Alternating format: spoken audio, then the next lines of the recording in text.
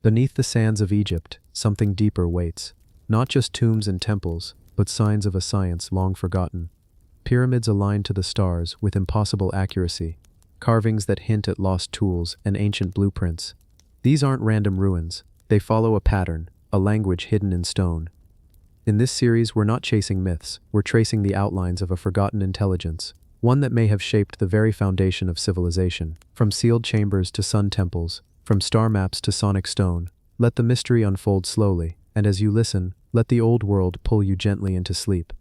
If this kind of mystery calms your mind like it does ours, consider subscribing, and let me know in the comments where in the world you're watching from, and what time it is right now for you.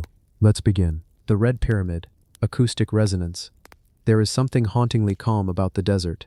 The way the wind brushes over ancient sand, the way silence becomes louder than sound, and the way a forgotten monument stands, quiet, still, but not asleep. Not far from the bustling crowds of Giza, beyond the reach of most tourists, lies Dashur. And there, weathered by time and wind, is the Red Pyramid. Not golden, not famous, but undeniably deliberate. It doesn't call attention to itself with carvings or color. Its limestone walls wear the hues of faded rose, a whisper of its once proud glow, but what it lacks in spectacle, it makes up for in something far more mysterious. Sound. Step inside. Bend low through the slanted narrow shaft, descending into stillness. The temperature shifts, the light dims, and then the silence greets you. But it's not an empty silence, it's waiting. A room appears. Simple, angular, but when you speak, even softly, your voice transforms. It lingers. It dances across the stone. It doesn't just echo, it hums back to you. And that is where this mystery begins. You see, pyramids were not built randomly. Their dimensions, angles, and materials were chosen with intention. And in the Red Pyramid, this intention echoes, literally. Scientists and acoustic engineers who've studied this place found something astonishing. A particular frequency, about 110 Hz, resonates perfectly in the central chamber. Low, steady, and deep, almost like the frequency of a chant, almost like it was meant to be felt, not just heard. When monks chant, when bowls ring, when hearts meditate, it's often within that same range. Coincidence? Or a language of sound, long forgotten? Some ancient structures, Stonehenge, the Hypogeum in Malta, share these same acoustics. They seem to amplify sound intentionally, precisely. But the Red Pyramid takes this further. It's not just an echo chamber, it's a resonant body. Every wall, every slant, every stone, contributes to a sonic harmony. One that affects not just the ear, but the body. Visitors have reported strange sensations, pressure in the chest, a ringing in the bones, a subtle disorientation, not dangerous, but noticeable, as if the chamber is tuning you. And here's the most baffling part. This pyramid, traditionally dated to Pharaoh Sneferu, was supposedly built over 4,500 years ago, but no texts, no blueprints, no inscriptions explain this acoustical phenomenon. Why design a tomb that sings, unless it wasn't a tomb at all? Some researchers now wonder, was this pyramid part of something else entirely? A tool, a generator, a temple of resonance? Could sound have been a form of energy in the ancient world? Could the people who built this, who aligned stone with stars, who carved granite with impossible precision, have known secrets we've long forgotten? Think about this. The builders used limestone for the outer casing, a soft reflective stone, and granite for internal elements, a dense, high quartz crystal. Quartz, when compressed or vibrated, produces electricity. It's called the piezoelectric effect. Is it possible that the Red Pyramid was more than symbolic, that it generated or transformed something? Ancient legends tell of temples that could heal through frequency, of gods who spoke in tones, of chambers that induced visions, not through incense, but through vibration. Maybe this is one of them.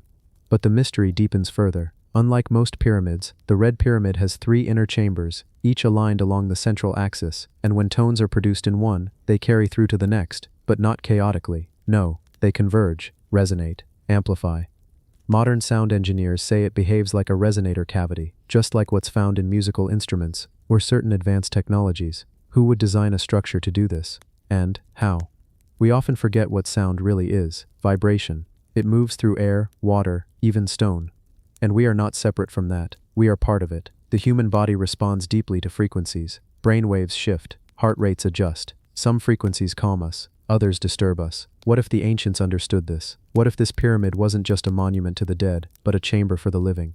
Imagine a ritual, not of sacrifice, but of silence, where initiates sat in darkness, surrounded by stone, their breath slow, their hearts calm. And then, tones begin. A hum, a low vibration. It begins to fill the space, and then their chest, and then their thoughts, until there is nothing left but resonance. Not religion, not myth, just frequency. And this idea, it's not new. Nikola Tesla once said, "If you want to find the secrets of the universe, think in terms of energy, frequency, and vibration." But what if someone already had? Long before us, long before Egypt as we know it, there are whispers never officially taught of an older civilization, one that predates dynastic Egypt, one that passed down not just myths, but technologies, subtle, invisible, but powerful. The Great Sphinx may show signs of water erosion. The Osirion in Abydos uses stones too massive for dynastic Egyptians to explain, and here, in Dashur, the Red Pyramid hums like an ancient tuning fork, a forgotten song in the stone, and perhaps an inheritance left behind. If this was a machine, what did it do? Some theorists suggest it altered consciousness, others believe it may have been part of an energy grid. There are even claims it helped with plant growth or water purification. But the truth? We don't know, and maybe that's what makes this mystery so captivating. Not because we have all the answers, but because we still hear the questions. When you stand inside the Red Pyramid, when the air is still, and you whisper, the pyramid whispers back, and in that moment, you're not just in a ruin, you're in a space designed for something deeper. You feel it in your skin, you feel it in your chest, and you wonder, who built this? Why sound? Why now? And if we can listen again, really listen, what else might we remember? Maybe the pyramid isn't just ancient stone. Maybe it's memory. Maybe it's a song, waiting to be heard again. The flower of life, symbol of forgotten science. Sometimes, what lasts the longest is not carved in stone, but encoded in silence. And sometimes, the answers we seek about who we are, where we came from, and what we once knew, are hidden in plain sight. Not in words, but in symbols. Symbols, like the flower of life. Let's begin in Abydos. Far from the golden shine of the pyramids, buried behind one of Egypt's most sacred temples, lies a forgotten place, a place older than history allows, a place few talk about. The Osirion. It sits several meters lower than the Temple of Seti I, built directly behind it, but on a completely different foundation, and with a completely different architecture. Where Seti's temple is decorative and light, the Osirion is raw, massive, impossible. Huge granite blocks, some weighing more than 100 tons, are placed with precision tighter than a razor's width. No mortar, no joints, just stone, locked into place like it was printed, not built.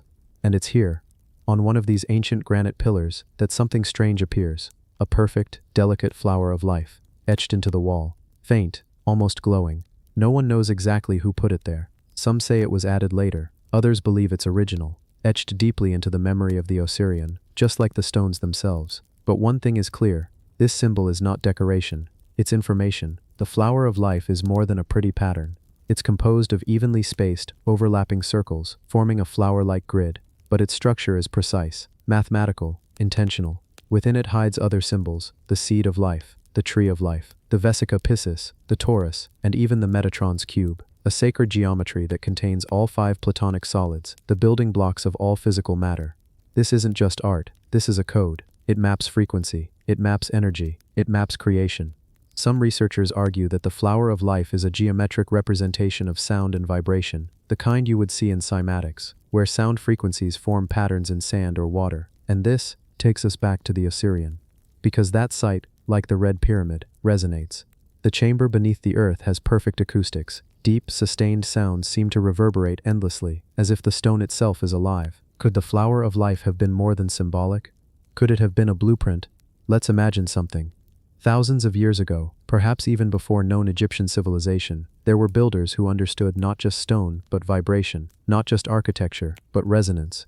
To them, geometry was not decoration, it was language. Circles represented cycles, intersections represented balance, symmetry represented energy alignment, and the flower of life, that was the master key.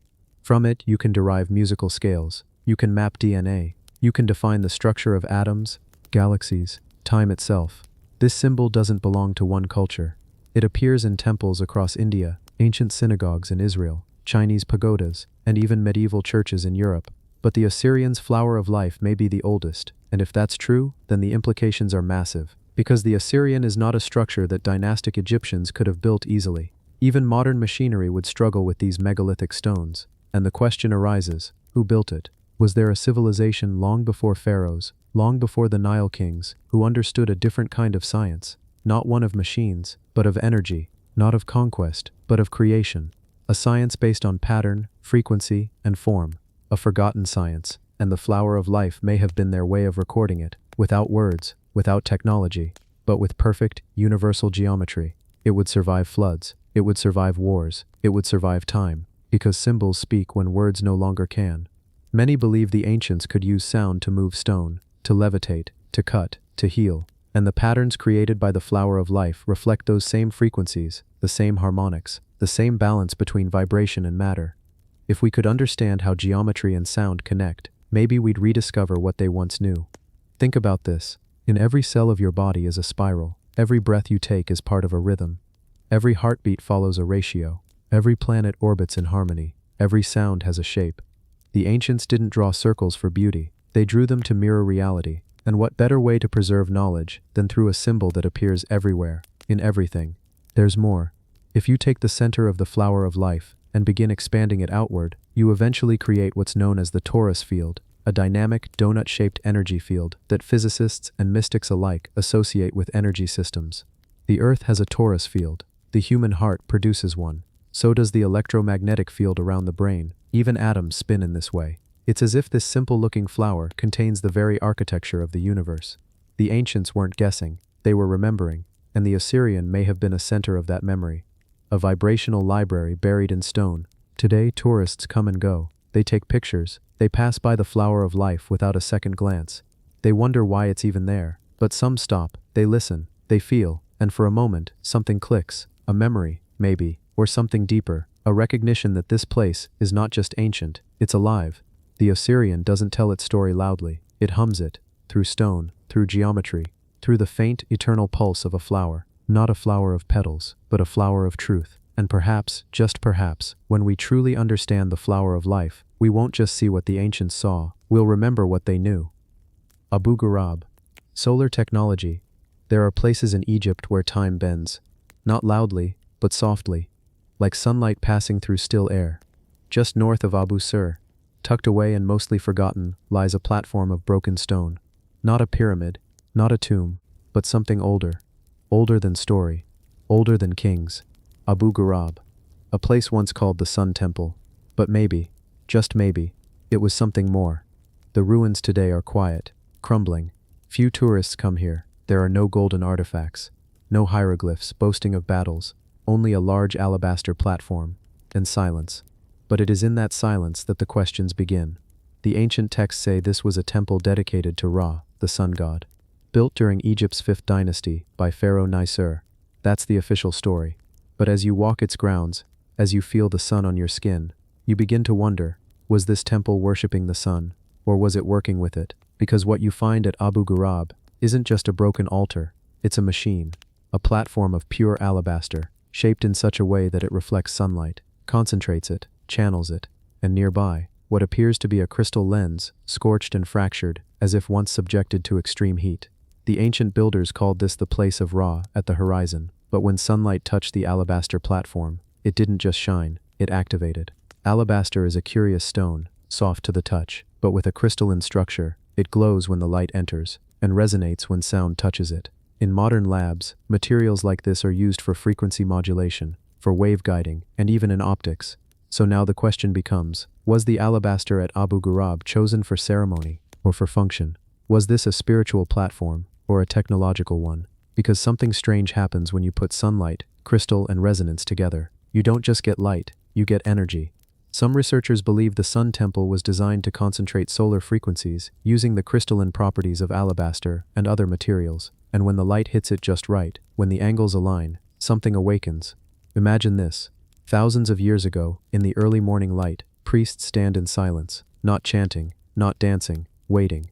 The first rays of the sun rise over the eastern desert. They hit the platform, and suddenly, the alabaster glows, not brightly, but deeply. A warmth radiates, a sound emerges, not heard, but felt.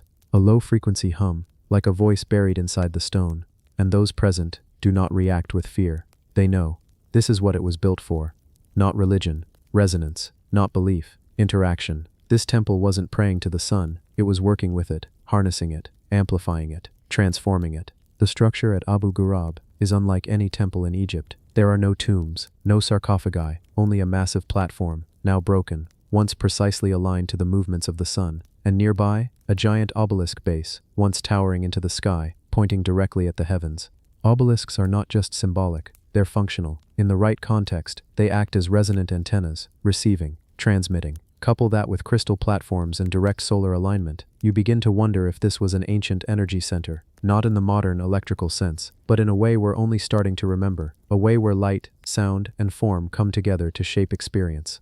There's a pattern emerging in these ancient places. The Red Pyramid resonates, the Assyrian encodes geometry, and here, at Abu Ghurab, the sun becomes part of the structure itself. Each site, different purpose, same intelligence. An intelligence not interested in technology for domination, but for connection, to the stars, to the earth, to something within. And this raises an even deeper question. Who understood this? Because Abu Ghurab is not built with trial and error. It is too precise, too deliberate. Was it the Egyptians, or were they inheritors, caretakers of a science they no longer understood? Did a civilization exist before them, one who knew the language of light and vibration?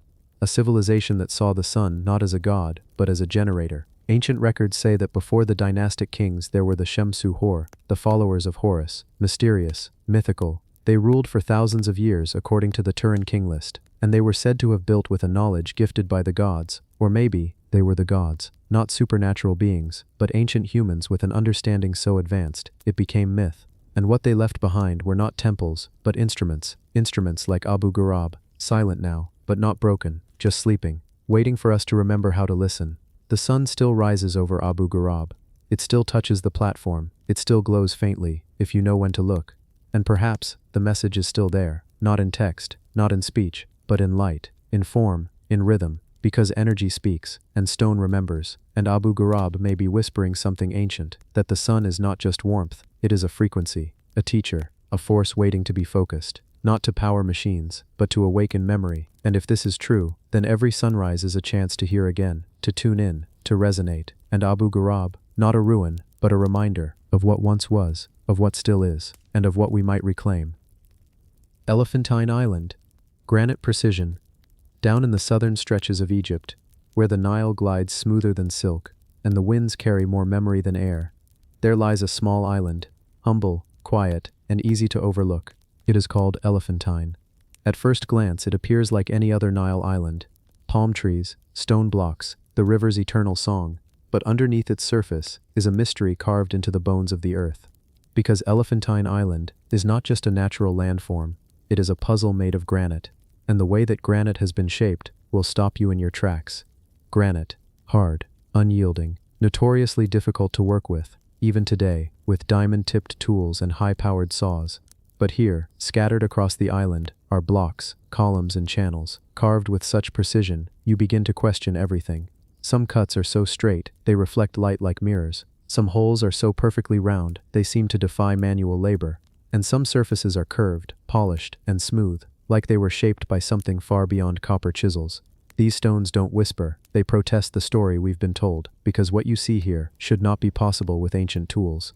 Archaeologists call these remains quarrying evidence. They suggest that the ancient Egyptians simply worked very, very hard, rubbing, pounding, chiseling endlessly. But when you look closer, that explanation crumbles like dust. Because among the artifacts is something even stranger, a piece of granite with a spiral groove, a circular channel that cuts deeper with perfect consistency, as if drilled. And not randomly, but with pressure and speed. Modern stonemasons have looked at these marks and said, flatly, this is machining. Tool marks that match what we see from industrial cutters today. But here they exist on stone believed to be over 4,000 years old. So what are we looking at? And more importantly, who made them? Let's pause for a moment.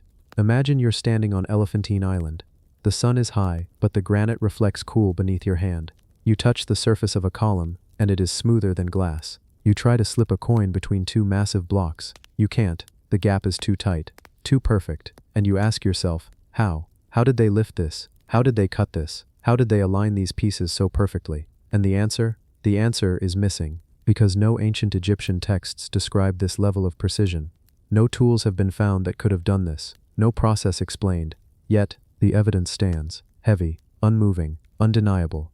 Some believe these are the remnants of a lost technology, not magic, not science fiction, but a form of engineering that was intuitive, not mechanical, where frequency and vibration could shape stone, where sound at the right tone could soften or fracture granite, where resonance, not resistance, was the method. The Red Pyramid resonated. The Assyrian encoded geometry. Abu Ghurab captured sunlight and frequency. And now, here at Elephantine, we find the result. Granite shaped with elegance, not by brute force, but by knowing its rhythm. Stone, as a soft song, not a hard obstacle. Consider this. Modern researchers have recreated experiments where sound waves cause water to levitate, where ultrasound can slice through tissue like a blade, where vibration creates order from chaos, turning random particles into perfect patterns. What if the ancients understood this too? What if they used harmonics to cut, to shape, to move? And granite, with its crystalline structure, would respond beautifully to such techniques, because granite doesn't just reflect light, it holds vibration. There's also something symbolic about granite in ancient Egypt. It was reserved for the most sacred, the inner chambers of pyramids, the sarcophagi of pharaohs, the obelisks meant to reach the sky. They didn't use it for everything, they used it where power met precision, and Elephantine may have been one of their earliest testing grounds, a place to understand the properties of this powerful stone, not to extract it, but to master it. Let's go even deeper. On the island, beneath layers of time, archaeologists found underground water channels carved straight through granite, not haphazardly, but with intention. Perfect widths, perfect depths, as if part of a hydraulic system. Some suggest these may have been used to channel water energy, or even sound, through flowing liquid. When water moves through tight stone chambers, it produces sound, resonant sound, amplified frequencies. Could this have been another system, a machine of stone and water, where granite wasn't just a material, it was the medium? We often think of ancient Egypt as a land of sand and myth, but these clues tell another story. A story where stonework was not ornamental, it was functional, precise, scientific. A story that challenges our timeline, challenges our assumptions, because these techniques, if lost, must have once been known, and if known, then who were the knowers? The same mysterious builders who may have designed the Red Pyramid's acoustic chambers, the same minds that encoded the flower of life into the Osirian, the same ones who worked with the sun at Abu Ghurab. Are they the ones who left these cuts, these holes, these impossibly smooth curves? And if so, where did they go? Elephantine Island doesn't speak loudly, but the granite does. It says, we are not crude. It says, we are not random. It says, we were touched by hands that understood more than you remember. And as the Nile continues to flow beside it, and the wind moves quietly through the palm fronds, the stones sit, waiting, because they don't need to be loud. Precision doesn't scream. It whispers, and it lasts. And on this island, every cut, every edge, every impossible shape, is not the past. It is the memory of a precision we have yet to rediscover. And maybe, that rediscovery begins, not with machines, but with humility. To accept that we don't know everything. To listen to stone, to trace the curves, to ask again, who could cut granite like this? The Pyramidion. Lost capstones. There's something haunting about a pyramid with a missing top. It's like a thought cut off mid-sentence. A whisper interrupted just before the secret is revealed. In the great deserts of Egypt, the pyramids stand like stone memories, monuments to something vast, something ancient, something we may never fully grasp. But if you look at them closely, you'll notice something strange. They're incomplete. These immense stone structures rise with mathematical precision, thousands of tons arranged flawlessly, and yet, their very peaks are gone. Where are the capstones? And more importantly, what were they? In ancient architecture, the capstone of a pyramid is called a pyramidion, a small pointed stone once placed at the very top, sealing the structure. These were not just decorative, they were the culmination, the crown. Like the dot at the end of a sentence, the breath after a song, the final piece that makes a mystery whole. But today, almost none of Egypt's pyramids have them. These ancient giants, which have stood for millennia, are headless, as if someone removed the last page of a book and burned it. Why? And who would take them? Let's follow that question slowly through sand, stone, and shadow. We begin with the Red Pyramid, the Bent Pyramid, and the Great Pyramid of Giza, each one majestic, each one missing its crown. Not a single original pyramid survives in place on top of these iconic structures, and yet, scattered in museums and buried beneath sand are strange stones shaped like miniature pyramids, some smooth, some inscribed, others broken or half forgotten. One was found at the Black Pyramid of Amenemhat III, its granite surface still bearing the name of the king. It is one of the very few surviving pyramids from ancient Egypt. But this one? It's different, because it's not made of limestone like the rest of the pyramid. It's carved from black granite, polished, smooth, dense. Why use such an extreme material for something that would barely be seen from below? It makes no practical sense, unless it wasn't meant to be just seen, unless it was meant to do something. Ancient texts hint that the capstone was sacred. The very name Benben refers to the first mound that rose from the waters of creation, and it's deeply tied to the sun god Ra. The capstone was not just a piece of architecture, it was a cosmic symbol, a transmitter, a receiver, a focus point. and maybe a key. Some researchers suggest the pyramid had electromagnetic properties, that its precise angles combined with its material could have focused or channeled energy in ways we still don't fully understand. After all, many of these pyramids were made of materials rich in quartz, a mineral known today for its use in modern electronics. Quartz vibrates, it holds frequency, it resonates. Were the ancient Egyptians tuning their pyramids? Let's go deeper. Imagine this, a pyramid constructed with layers of limestone, granite, and possibly hidden chambers, all aligned perfectly with the stars above. And then, at the very top, a precision-cut pyramid in a conductive stone, polished to a mirror finish. What if this wasn't just symbolic? What if it was functional?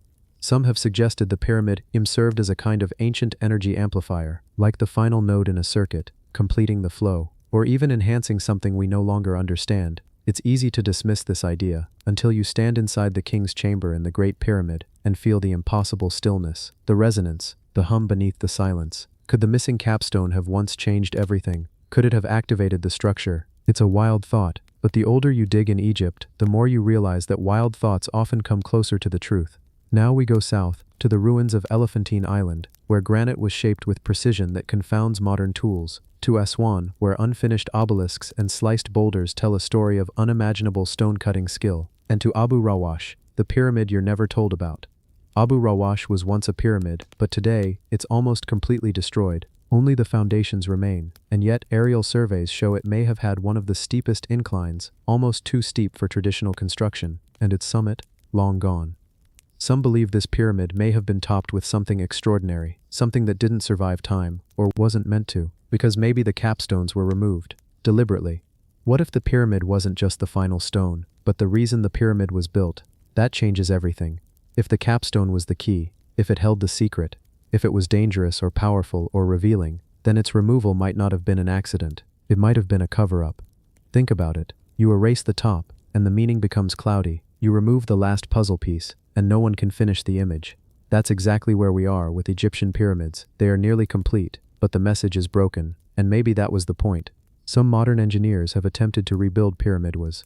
They've tested stone shapes, metallic caps, and theories involving piezoelectricity. In their experiments, some found that certain combinations of granite and quartz, under pressure, can produce measurable energy fields. Not enough to light a city, but maybe enough to send a signal. To whom? We don't know. To where? That's the question that keeps people up at night, or helps them fall asleep thinking about stars.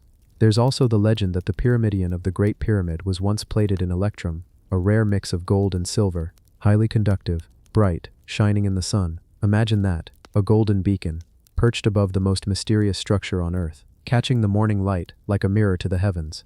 Not just art, but function. Not just mythology, but mechanism. When you remove that, you don't just mute the pyramid, you silence the sky. There's a myth, quiet and rarely told, that some pyramidions were taken and hidden away during times of conquest, stolen, locked in vaults, or possibly broken and scattered, so no one would ever reconstruct what they once were. But maybe, just maybe, a few remain, buried deep beneath the desert. Still humming, still waiting. Imagine stumbling upon one, running your hand across its polished side, feeling that faint pulse, as if it remembers. Not a sound, but a feeling, a song sung in stone. So now, look again at the pyramids. See them not as broken, but as paused. See the missing tip, not as damage, but as design. And ask yourself, what would happen if one of those capstones was returned? Would the pyramid awaken? Would the hum return? Would the silence finally speak? The tomb of Osiris. Gateway below.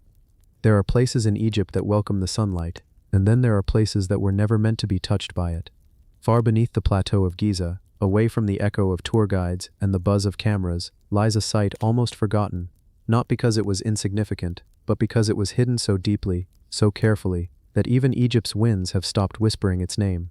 The tomb of Osiris. They call it that. Not because Osiris was buried there, but because what lies beneath resembles something far older, far stranger than any royal tomb we've come to understand. This is not a pyramid. It is not a chamber. It is not a chamber. It is a descent, a vertical gateway that leads downward, level after level, into the earth. And no one can quite explain why. Discovered in the 1990s, long after the major tombs of the pharaohs had already been mapped and measured, this hidden complex didn't scream for attention. It whispered. Archaeologist Zahi Hawass, one of the few who descended into its depths, found something that didn't feel like a burial site. It felt like a boundary. The first thing you notice is the silence. not just the absence of noise but the pressure of stillness, as if time itself refuses to follow you down. The further you descend, the more removed you feel, not from the world, but from something deeper, from memory itself. At the first level, you see water, not puddles, but a deliberate pooling, ancient and unmoving, as if guarding something. Beyond that, stairs carved not with haste, but with incredible intention, precision that echoes the architecture of temples, yet somehow older. Then comes the second level. The air here is heavier, thicker, almost sweet with a mineral taste. The walls are rougher, not in the sense of decay, but in the sense of erosion beyond time. It's as though this place was carved out not by men with chisels, but by forces we no longer remember. And then, the third level, the deepest. This is where the so-called sarcophagus of Osiris was found. But this was no ordinary sarcophagus. It was submerged in water, carved from basalt, heavy, dense, resilient. Its shape was precise, its presence undeniable, but there were no inscriptions, no markings of any known pharaoh, no names, no cartouches, just silence. Why would a coffin be submerged in water, in a chamber so deep it would take enormous effort just to reach it? Some suggest this wasn't a tomb at all. It was a machine, a chamber of transformation, a gateway, not to the afterlife, but to something more, a ritual perhaps. A chamber where consciousness itself was altered, where sound, water, and resonance combined in ways we've forgotten how to measure. Think about it. In ancient Egyptian mythology, Osiris is the god of the underworld, of death, rebirth, and mystery. And where is this so-called tomb? Deep beneath the Giza Plateau, beneath the very structures that mark the stars. The Great Pyramid aligns with Orion, the Sphinx faces Leo, and deep below it all, hidden beneath layers of rock and shadow, is a place named after the god who rules the realm beyond. Coincidence? Maybe. But what if it's not? What if this entire layout, this map carved into the earth, is a reminder, a blueprint of a cycle, life above, death below, rebirth, somewhere in between? There are other clues. The water that surrounds the sarcophagus isn't random. Many ancient cultures, Egypt included, saw water as the boundary between worlds. To cross the water was to cross from life into spirit. To bathe in it was to be reborn. And if this place was used for that kind of ritual, then maybe, just maybe, it wasn't just a burial chamber. Maybe it was a place where individuals prepared themselves to leave the body, not in death, but in experience, a form of ancient technology. Spiritual, yes, but also vibrational. Modern acoustics experts who've studied other Egyptian chambers like the Red Pyramid have noted how certain tones can affect the body. Deep resonance that doesn't just echo, but enters the cells, causes the heart to slow, the breath to sink. Imagine that power, amplified with water, and focused through stone. You're not in a temple, you're in a tuning chamber, a place where body and spirit are brought into harmony. And Osiris? He was said to have been killed, dismembered, and resurrected. His myth is not about endings, it's about cycles. So what if this tomb isn't a tomb? What if it's a gate? And what if that gate was never meant to be locked? Some researchers have gone even further. They believe the entire Giza Plateau is part of a forgotten complex, not just for burial, but for initiation. A landscape designed not for the dead, but for the awakening. That below every great structure lies something deeper, and that what we call tombs are echoes of machines we no longer understand. Even the stone itself tells a story. Basalt is difficult to carve, even with modern tools. Yet here it lies, shaped perfectly, submerged, untouched for thousands of years. Who placed it here? Why is it underwater? And why is no one asking what it might still be capable of? Could this chamber still resonate? Could the waters still carry frequency? Could this be one of the few places left where the veil is still thin? It's easy to dismiss such questions, easier still to label them as fantasy. But we must remember, most of what we now accept about ancient Egypt was once considered impossible. The Great Pyramid itself, once thought to be a mere tomb, now reveals alignments so precise they challenge our understanding of ancient knowledge. So perhaps, just perhaps, we should stop asking what the tomb of Osiris was for, and start asking what it still is. What if beneath the sand, beneath the stories, a legacy waits, not of kings, but of something far older, of engineers of the soul? The Sphinx Temple, Erosion and Engineering. There is something about standing before the Sphinx, not just its size, not just its age, but the feeling that it has seen everything and says nothing. Now, walk a little further, not to the statue itself, but to the side, to what lies in the shadow of its presence, the Sphinx Temple. It's easy to miss. Tourists pass it, guides often underplay it, but this is no ordinary platform of stones. It may hold deeper answers than the Sphinx itself. Look at the walls, not upward, but eye level. They rise like a fortress, solid and unmoved. made of limestone blocks so massive it's hard to understand how they were ever moved into place. Each block, some weighing up to 100 tons, set beside one another with astonishing precision, not roughly stacked, not haphazard, fitted, deliberately, intelligently, as if by a method long forgotten. And then, there's the erosion. Not just surface weathering. These stones have been sculpted, by time, yes, but by water. Heavy, flowing water, not rain trickles, flooding, saturation, submersion. Geologists have pointed to it. This pattern of deep, vertical weathering, unlike anything seen on other temples, unlike the horizontal effects caused by wind and sand. What could have caused this? And more importantly, when did it happen? Because if water once flowed around the Sphinx temple, if it was once submerged beneath heavy rains or rising waters, then the dating of the entire complex unravels. Suddenly, it may not belong to 2500 BC, it may stretch back far deeper in time, to an age before dynasties, before pharaohs, before history as we know it.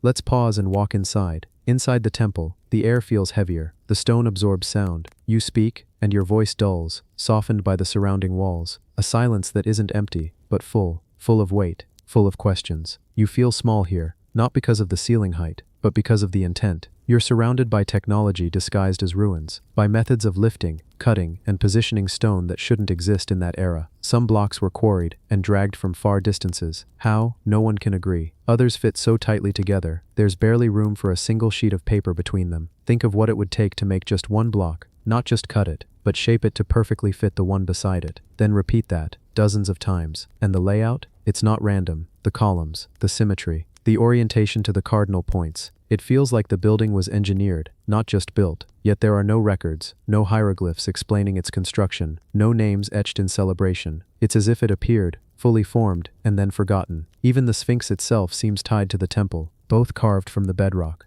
both enduring the same erosion, and both pointing toward a mystery that predates the familiar Egyptian story. Could it be that the temple is a surviving remnant of something older, a culture not erased by time, but buried beneath it? There are those who believe the Sphinx temple is a surviving artifact from a lost civilization, not Atlantean fantasy, but something more grounded and forgotten. A technological culture that understood stone on a level we can't match today. Why use limestone this way? Why build in such extreme scale? Why hide precision under the guise of crude, ancient work? It's as if the builders didn't want to show off, they wanted it to last. Now consider the layout. From the sky, it aligns. The Sphinx faces due east, toward the rising sun. The temple, too, faces cardinal directions, not just spiritual, but astronomical. Measurements embedded in stone. Were these ancient builders mapping something, marking time, recording a shift in the earth? The erosion on the blocks might not just be from water. It might be evidence of Earth's changing environment, long before recorded history. And that means the Sphinx temple could be one of the oldest weathered structures on the planet. Older than pyramids, older than cities, older perhaps than memory. There are even signs that the stone blocks were originally polished, their surfaces smooth and possibly covered in casing stone.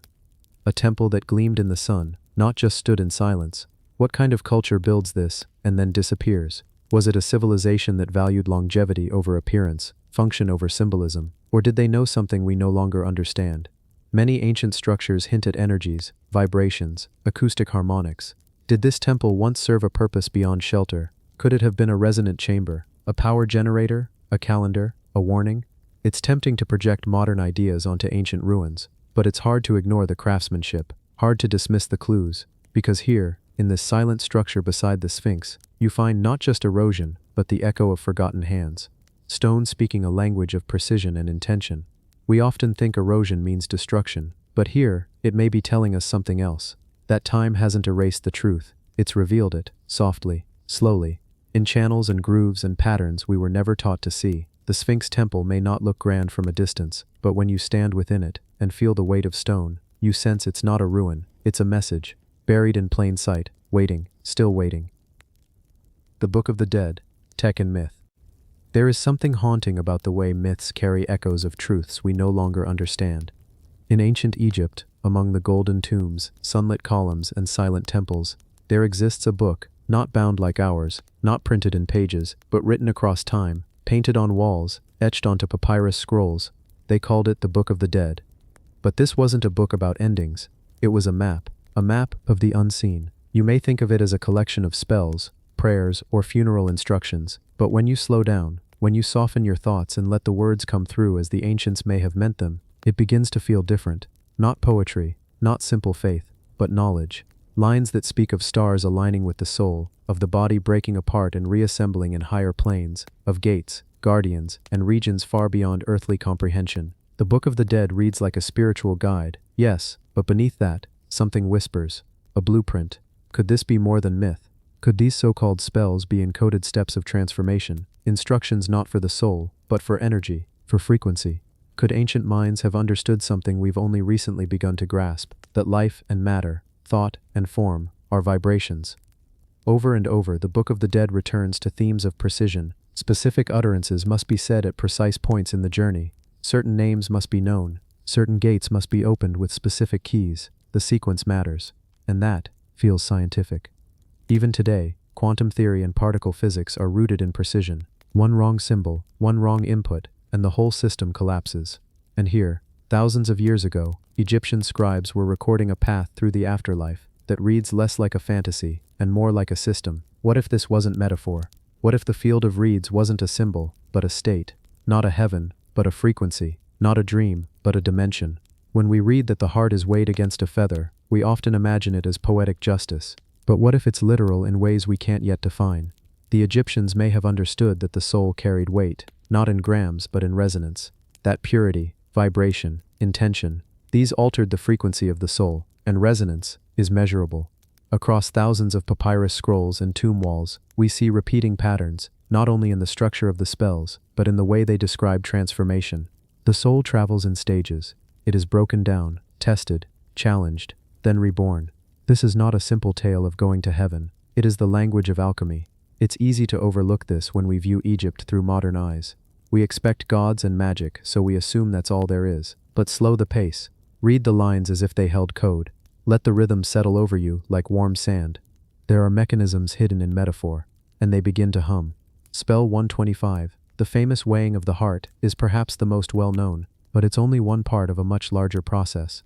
Over 190 spells, many of them tailored to individual souls, guide the departed through obstacles, recitations, identifications, and even configurations of stars. Stars. Why, in a spiritual guidebook, would astronomical orientation matter?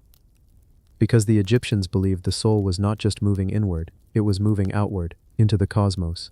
The destination was not a cloudy afterlife, but the stars themselves.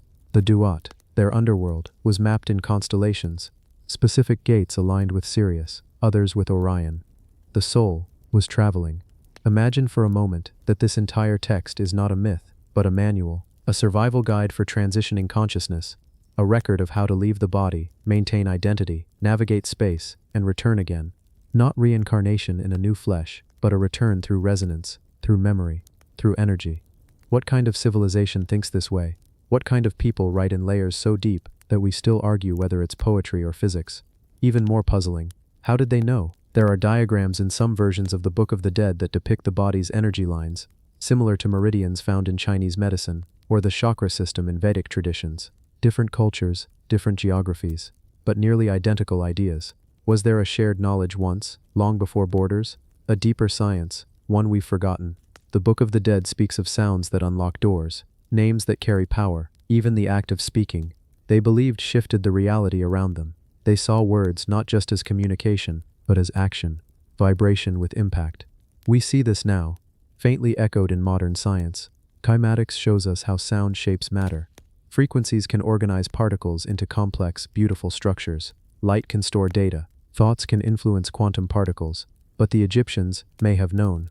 Thousands of years ago, they carved this understanding into tombs, not to control it, not to profit from it, but to remember it, to preserve it for a time when we might listen again.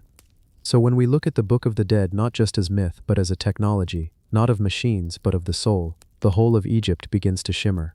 The temples become tuning chambers. The pyramids become frequency devices. The rituals become resonance. And perhaps, the myths were never myths at all. They were messages, whispers across time, waiting, patiently, for us to listen. Forgotten tools. What did they use? In the heart of the desert, under the weight of endless sand and time, there are questions that refuse to die. Questions carved into granite. Questions left in the silence of precision. Questions that whisper, how did they do it? We marvel at the pyramids, the obelisks, the intricate statues, not just because they are beautiful, but because they defy explanation. These aren't simple stones stacked one atop the other. These are blocks of granite, basalt and diorite, some weighing over 100 tons, shaped, lifted, and positioned with astonishing accuracy, and no one can agree on how.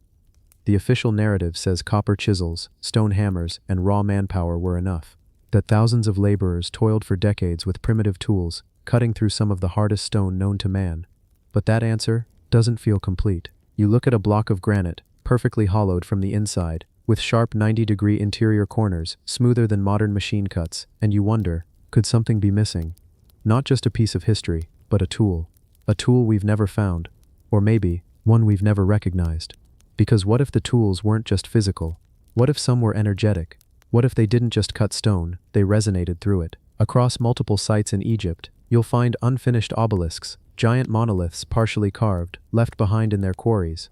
One in Aswan is over 1,000 tons, cracked during the process of carving. But when you look closely at the cut marks, something strange stands out. Grooves. Even parallel grooves that run deep and clean, as if the stone wasn't chipped away, but drilled. Not with copper, not with stone, but something rotating, something fast, something advanced. Core drilling marks have been found in multiple locations, most notably by engineer Christopher Dunn, who measured spiral patterns in ancient holes that suggest not just mechanical drilling, but high-speed rotation under constant pressure. It doesn't add up. How do copper hand tools create spiral striations inside granite? They don't. Not with that kind of depth. Not with that kind of symmetry. This has led many researchers to propose the idea of forgotten technologies, tools that didn't survive or were deliberately hidden. Not lasers, not magic, but something else, something in between, a blend of mechanics, energy, and resonance. Think about sound. In the temples of Dendera and Saqqara, there are chambers that resonate when you speak, rooms that amplify even the softest whisper into a hum that fills the walls. Some believe these were acoustic tools, not by accident, but by design. Tools for tuning stone, tools for softening or breaking matter using vibrational frequencies. It's not science fiction. In modern labs today, we use ultrasonics to cut hard materials, including diamonds. We use sound to levitate objects, to sort cells, to sculpt fluid. And yet, we assume the ancients, with all their cosmic alignment, their geometry, their astronomical precision, didn't think this way. But maybe they did. Maybe they knew how to combine sound with shape, how to use the geometry of their tools and temples to channel energy in specific functional ways. When you strike certain stones, like granite, they ring, they vibrate, and in that vibration is potential. Now imagine a civilization that understood that deeply, not just philosophically, but practically.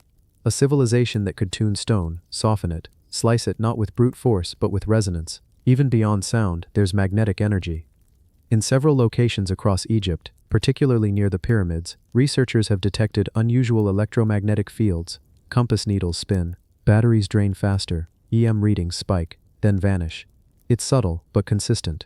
Were the tools used to cut and shape stone tied to magnetism? Could these devices, whatever they were, have harnessed Earth's natural energies, using crystalline structures, copper coils, or other components lost to time? And if so, where are they now? Maybe they were made from materials that didn't survive, organic, perishable, or valuable metals that were melted down and repurposed over centuries. Or maybe they were never meant to last. Maybe they were sacred. We often think of tools as physical, but to the ancient Egyptians, there was no hard line between technology and spirituality. Everything had purpose. Everything had power. If a tool could shape stone, it was not merely a tool, it was a symbol, a ritual object, a divine extension of intent. In their worldview, action and energy were the same. Which brings us to the question of intention. Could the shaping of stone have been less about force and more about focus? Could these forgotten tools have been guided not just by hands but by minds trained in concentration, in frequency, in vibration? We now know that human thoughts can alter electromagnetic fields, that meditation affects brainwaves, heart rhythms, and even nearby devices. Is it really so strange to think that ancient adepts trained in ways we no longer understand might have used their minds as part of the process? Maybe the tool was not just the object, but the operator, a human being trained to work in harmony with the earth, the stone, and the unseen. And when you step back, when you look at the grandeur of Egypt, not just as architecture, but as an echo of something greater, you begin to wonder, what else have we missed? Not just in Egypt, but in ourselves. What tools have we forgotten, not of metal, but of mind? What if the real loss is not a chisel, but a memory, a knowledge of how to harmonize with the world, how to shape matter through energy, intent, and vibration? A way of building that began with listening to stone, to silence, to spirit. So maybe in the end, the question isn't just what did they use, but rather, what have we lost? The Fayum Oasis, ancient water control. In the vast desert west of the Nile, where the sands stretch endlessly and silence has reigned for thousands of years, there lies a place that doesn't quite belong. A patch of green, still breathing, still alive, the Fayum Oasis. It's not just an oasis in the typical sense, not just a waterhole surrounded by palms. It's an entire region, a fertile basin, an ancient lake fed by a human-made miracle, and the deeper you look, the more impossible it begins to seem. Because what if this place was never natural? What if the Fayum was not found, but engineered? Long before modern pumps, long before concrete canals, before even the great dynasties rose in Egypt, someone altered the land, and they changed it forever. Let's step back in time, to an era so old, even Egyptian history starts to fade. Thousands of years ago, this region was dry, wild, and unstable. Lake Moeris, now known as Birket Karun, fluctuated with the floodwaters of the Nile. It swelled and receded, sometimes nurturing, often dangerous. But then something changed. The lake stabilized, crops flourished, villages appeared, and they stayed. Because someone, somehow, had tamed the water. This was not simple survival, this was mastery. The ancients didn't just live near water, they redirected it, balanced it, and used it to breathe life into a desert. One of the most remarkable pieces of this forgotten achievement is the Bahr Yusuf, or Joseph's Canal. It's an enormous man-made waterway that channels the Nile's floodwaters directly into the basin of Fayum. But this isn't a shallow ditch dug by hand, it's massive, structured, engineered with slope, flow, and feedback, qualities we associate with modern hydrology. Who designed it, and more importantly, how? This canal, which might stretch back over 4,000 years, was only the beginning. Once water reached the basin, it needed to be controlled, not just delivered, managed. And that's where things get strange. Recent excavations and satellite imagery show traces of ancient dikes, sluice gates, and complex branching channels. Entire fields were arranged geometrically to catch, store, and distribute water with shocking efficiency. These weren't just clever farmers, these were hydraulic engineers, in a time when bronze was still a new idea. Even the Greek historian Herodotus, who visited Egypt in the 5th century BCE, was stunned by what he saw. He described a lake, 50 miles long and artificially connected to the Nile, managed in such a way that it rose during floods and receded predictably in the dry months. He couldn't believe it was human-made, but it was, and the people who did it vanished. Today only fragments remain, broken stone channels, worn outlines in the earth, and stories handed down without names. No tools, no inscriptions, no manuals, just evidence and mystery. Because whoever built the Fayum irrigation system didn't do it once, they maintained it, they expanded it, they lived with it for centuries. So the question grows louder. Where did this knowledge come from? Some point to the Middle Kingdom, Pharaoh Amenemhat III, who is often credited with major irrigation works in the region. His reign nearly 4,000 years ago is remembered for peace, prosperity, and an obsession with water. He didn't just oversee canals, he built dams, he moved rivers, he may have even drained parts of Lake Meteris intentionally to expose fertile land. And yet many of the structures predate him. They were already there, which means even in his time, the system was ancient. This leads some researchers to propose a forgotten legacy, a civilization that came before the dynasties. A people with practical knowledge of terrain, flood behavior, and the long-term balance of desert ecosystems.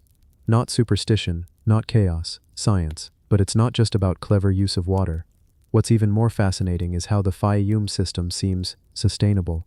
It wasn't built to conquer nature, it was built to cooperate with it. The Bahr Yusuf didn't divert the Nile. It tapped into the natural flood pulse. The branching irrigation didn't overexploit the land, it recharged it. The lake rose and fell, but never wildly. It was all in rhythm, like a breath. In, out, in, out. Water brought life, and when it withdrew, the land rested. Compare that to today's irrigation. Pumps, dams, reservoirs, all straining to hold nature down. But in Fayum, it was different. It was as if they listened to the desert and found a way to let it speak. Even more puzzling are the ruins that once stood near the lake's southern edge, the fabled labyrinth of Hawara. Ancient authors like Strabo and Pliny the Elder described a structure so vast, with thousands of rooms and corridors, that no one could map it fully. They claimed it rivaled the pyramids in grandeur. Today only ruins remain, buried under waterlogged fields. But many believe the labyrinth was more than a tomb or temple. It may have been a central control station, a hub for managing the water system, predicting floods, storing records, and organizing agricultural efforts. A command center, disguised as a myth. Is it possible that the labyrinth, the canals, the fields, all of it, were part of a single, unified project, not a city, but a machine, an ecosystem machine? And if so, then the Fayum oasis was not just a home, it was a statement, a philosophy, a technology built into the land. And once you see it that way, it changes everything. It means that ancient Egypt wasn't only about temples, tombs, and pyramids. It was about infrastructure, precision, balance. It was about understanding the earth so well that you could make it bloom in the middle of a desert. Today, the Fayum region is still farmed, still green, but much of its magic is forgotten. The water system has changed, the lake has shrunk, and the whispers of old engineering are buried under layers of soil and time. Yet when the wind moves across those fields, when the light hits the ripples on the lake just right, you can feel it, that something deeper was once here, something we don't fully understand, and maybe never will. Because the real wonder of Fayum isn't just what they built, it's how quietly they did it. No monuments, no ego, just function and flow. So when you ask what happened here, who controlled the water, who shaped the land, the answer isn't carved in stone, it's whispered by the reeds, it's buried in the channels, and it's written in water. The Tomb of the Birds, Forgotten Gateway. Beneath the heat of the desert sun, beyond the well-trodden tourist trails of Giza, lies a passage not often spoken of, a place some call the Tomb of the Birds, not because it was adorned with flocks or feathers, but because of what was found, or perhaps not found, deep within its winding path. This is not the Sphinx, not the Great Pyramid, not the known. It's the hidden, it's the overlooked, and maybe, just maybe, it is one of the many keys to something far older than Egypt itself. This tomb is not famous, but sometimes the truth prefers the shadows. Let's step gently now into the Forgotten Gateway. They say it was rediscovered by accident. In the 1990s, a British researcher named Andrew Collins was studying ancient Egyptian texts and stumbled upon references to an underground system beneath the Giza Plateau. These were not vague stories of tunnels, but detailed writings, mentioning chambers and pathways beneath the pyramids, long sealed and long ignored. Collins followed clues that led him not to the base of the Great Pyramid, but to a nearby ridge, further to the west, near an old stone wall. There, partially collapsed and overgrown with desert brush, was an opening. It didn't look like much, but when he descended into it, what he found was haunting. A tunnel, long, narrow, claustrophobic, and carved. It was called the Tomb of the Birds because inside were bird mummies, falcons, mostly placed in niches carved into the stone. But this wasn't a bird tomb in the ordinary sense. It didn't feel ceremonial. It didn't feel like it belonged with the dynasties we've read about in textbooks. The construction was rough, and yet purposeful. The deeper he went, the more it felt like this place was hiding something, or perhaps protecting something. Let's pause for a moment. Imagine you're walking through this dark corridor. The air grows still, your breath echoes off the stone.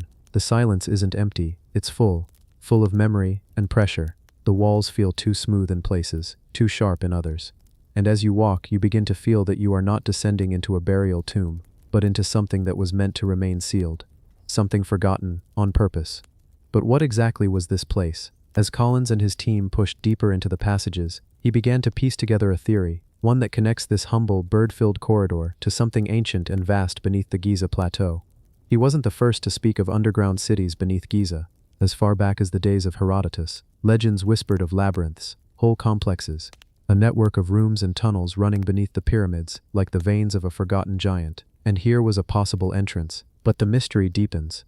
You see, the Egyptian authorities quickly stepped in. After Collins went public with his findings, access was cut off. The tomb was sealed. Officially, it was just a minor bird necropolis, nothing more. A footnote. But why seal a footnote? Why keep researchers out if it's just another tomb? It's the question that lingers like dry air in that narrow passage. Now let's go back, much further. The falcons buried inside, symbolically linked to Horus, the sky god. But this tomb doesn't feel like a shrine to the divine. It feels like a lock, a mechanism. What if the birds were not the focus, but the decoy? If this tomb wasn't a temple, but a seal? Many researchers believe there's a forgotten layer beneath the Giza Plateau, and the Tomb of the Birds may just be its doorway. Close your eyes for a moment. Visualize the plateau not as we see it today, but as it once may have been. Before sand covered the stone, before dynasties, before even the Nile settled into its familiar bed. A vast plain of knowledge, dotted with markers, pyramids, shafts, tombs, but all of them simply surface structures. The real story lies beneath, and in that vision, the Tomb of the Birds becomes something more than a tomb. It becomes a puzzle piece. Here's where it gets deeper. Quite literally, some believe that beneath this passage, and many like it, are vertical shafts that drop down hundreds of feet, leading to chambers that modern radar has picked up, but have never been excavated. Imagine that. Ancient architects who not only built upward, with pyramids that kiss the sky, but downward, into the bedrock, into layers of time. And if so, who were they? Let's look at the carving technique. In the Tomb of the Birds, parts of the tunnel appear carved with a method that doesn't quite match traditional Old Kingdom workmanship. The surfaces aren't chiseled crudely. They look almost cut, sliced, as if the tools used were more advanced than expected. You can feel the shape of something different in the way the tunnel turns. It's not ceremonial, it's functional. It turns with purpose, like the turning of a key. But this chapter is not just about tunnels, it's about the concept of gateways. What is a gateway? It's not just an opening, it's a transition, a movement between one realm and another, between the known and the not yet known. The Tomb of the Birds might be that, a forgotten doorway into a world we're only now beginning to rediscover. The symbols, the construction, the secrecy, everything whispers, there is more. They say when Collins was barred from re-entering the tomb, he was devastated, but he left us maps, notes, a vision of what might still lie beneath our feet. And since then, satellite scans, ground-penetrating radar, and curious researchers have only added more puzzle pieces. Underground cavities near the tomb, anomalies in the bedrock, even possible rooms that have no known entrances. It's all there, hiding beneath sand that's seen empires rise and fall. Here's something to think about. If ancient people went through the trouble of sealing off access to something, to creating misdirection, and filling the space with bird remains to distract and mislabel it, then whatever they were hiding was important, vital, even, and not meant for casual discovery. Let's drift for a moment, back to the passage itself.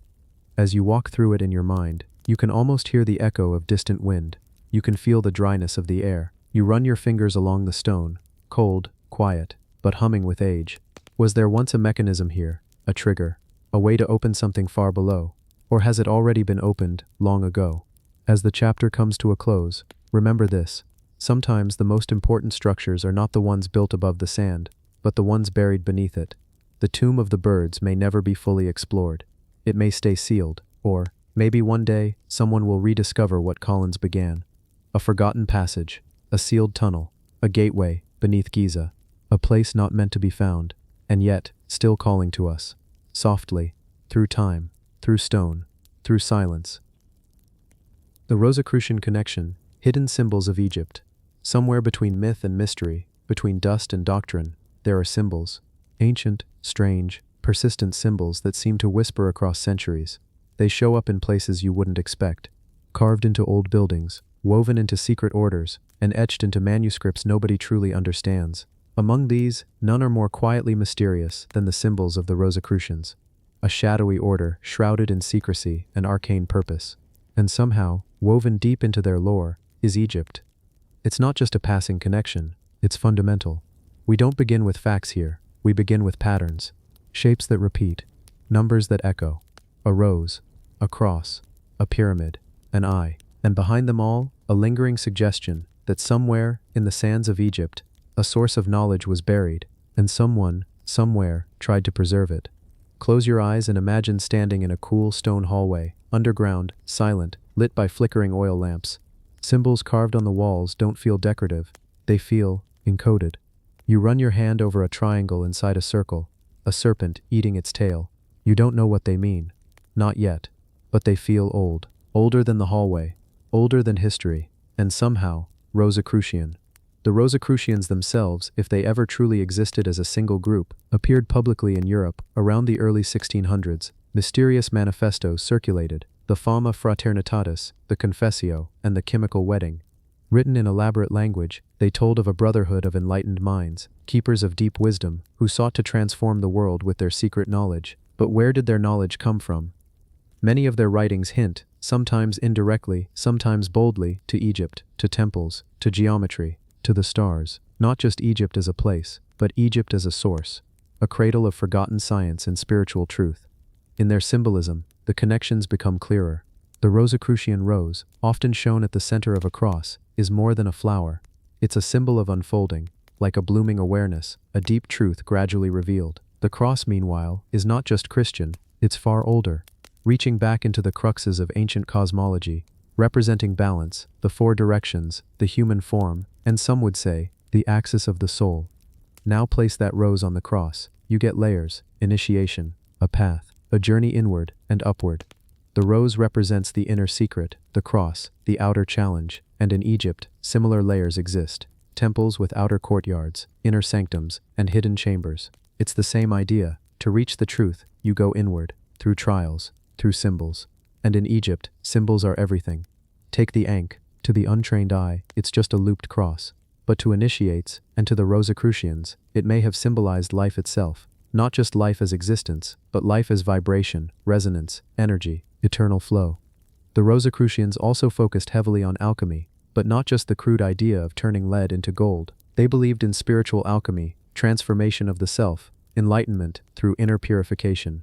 In this sense, ancient Egyptian practices align, rituals, initiations, temples aligned with stars, all designed not just for worship, but for transformation. They revered Thoth, the Egyptian god of writing, magic, and knowledge. Often depicted as a scribe or an ibis-headed being, Thoth was said to have given humans the gift of language and sacred knowledge. To the Rosicrucians, Thoth was Hermes Trismegistus, a mythic figure combining the Greek Hermes and the Egyptian Thoth. Hermes the thrice great, father of Hermeticism. And Hermeticism, that's the true root. It's not just a philosophy, it's a bridge. A survival of Egyptian spiritual science, passed through Greek translation, encoded in esoteric manuscripts, protected by alchemists, mystics, and yes, Rosicrucians. In fact, many Hermetic texts open with lines like, "This wisdom is ancient, first taught in Egypt, hidden from the profane." It's the voice of someone trying to protect something, something delicate, something easily corrupted. One of the core Hermetic principles is as above, so below.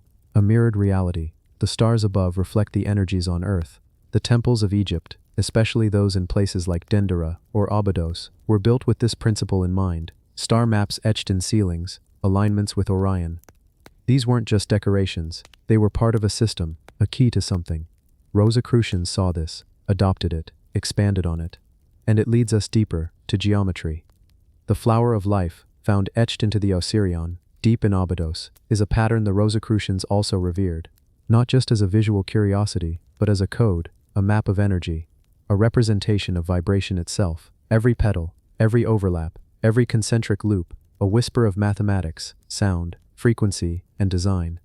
To both Egyptians and Rosicrucians, geometry wasn't just math, it was sacred.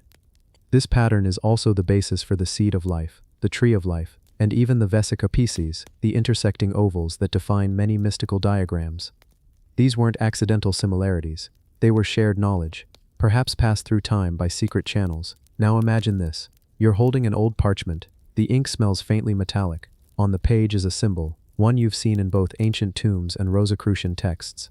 It's a triangle inside a circle, again, but this time, a serpent curls around it. You flip the page, there's a phrase in Latin, lux a tenebris, light from darkness. That was the Rosicrucian creed, light from darkness. Not just illumination, but understanding, knowledge pulled from obscurity, hidden truths brought into gentle clarity. In Egyptian temples, there were rituals of light, initiation chambers that guided initiates through symbolic death and rebirth. They'd be blindfolded, placed in darkness, led through narrow stone corridors, until, finally, they emerged into light, transformed. It's the same language, the same path. Modern Rosicrucian temples, especially those maintained by groups like Amorc, still feature Egyptian symbolism, statues of Thoth, altars shaped like obelisks, chambers designed like Egyptian sanctuaries, not out of aesthetic preference but out of reverence. They believed that Egypt held a science, not just material but spiritual, a way of understanding reality that we've forgotten, perhaps buried on purpose, or perhaps just lost. And now, as you drift deeper into this story, maybe you're beginning to feel that it's not really about one group or one country or even one era. It's about something older, a thread, a path of wisdom that refuses to die, passed from stone to scroll, from temple to symbol, from Egypt to Europe and beyond.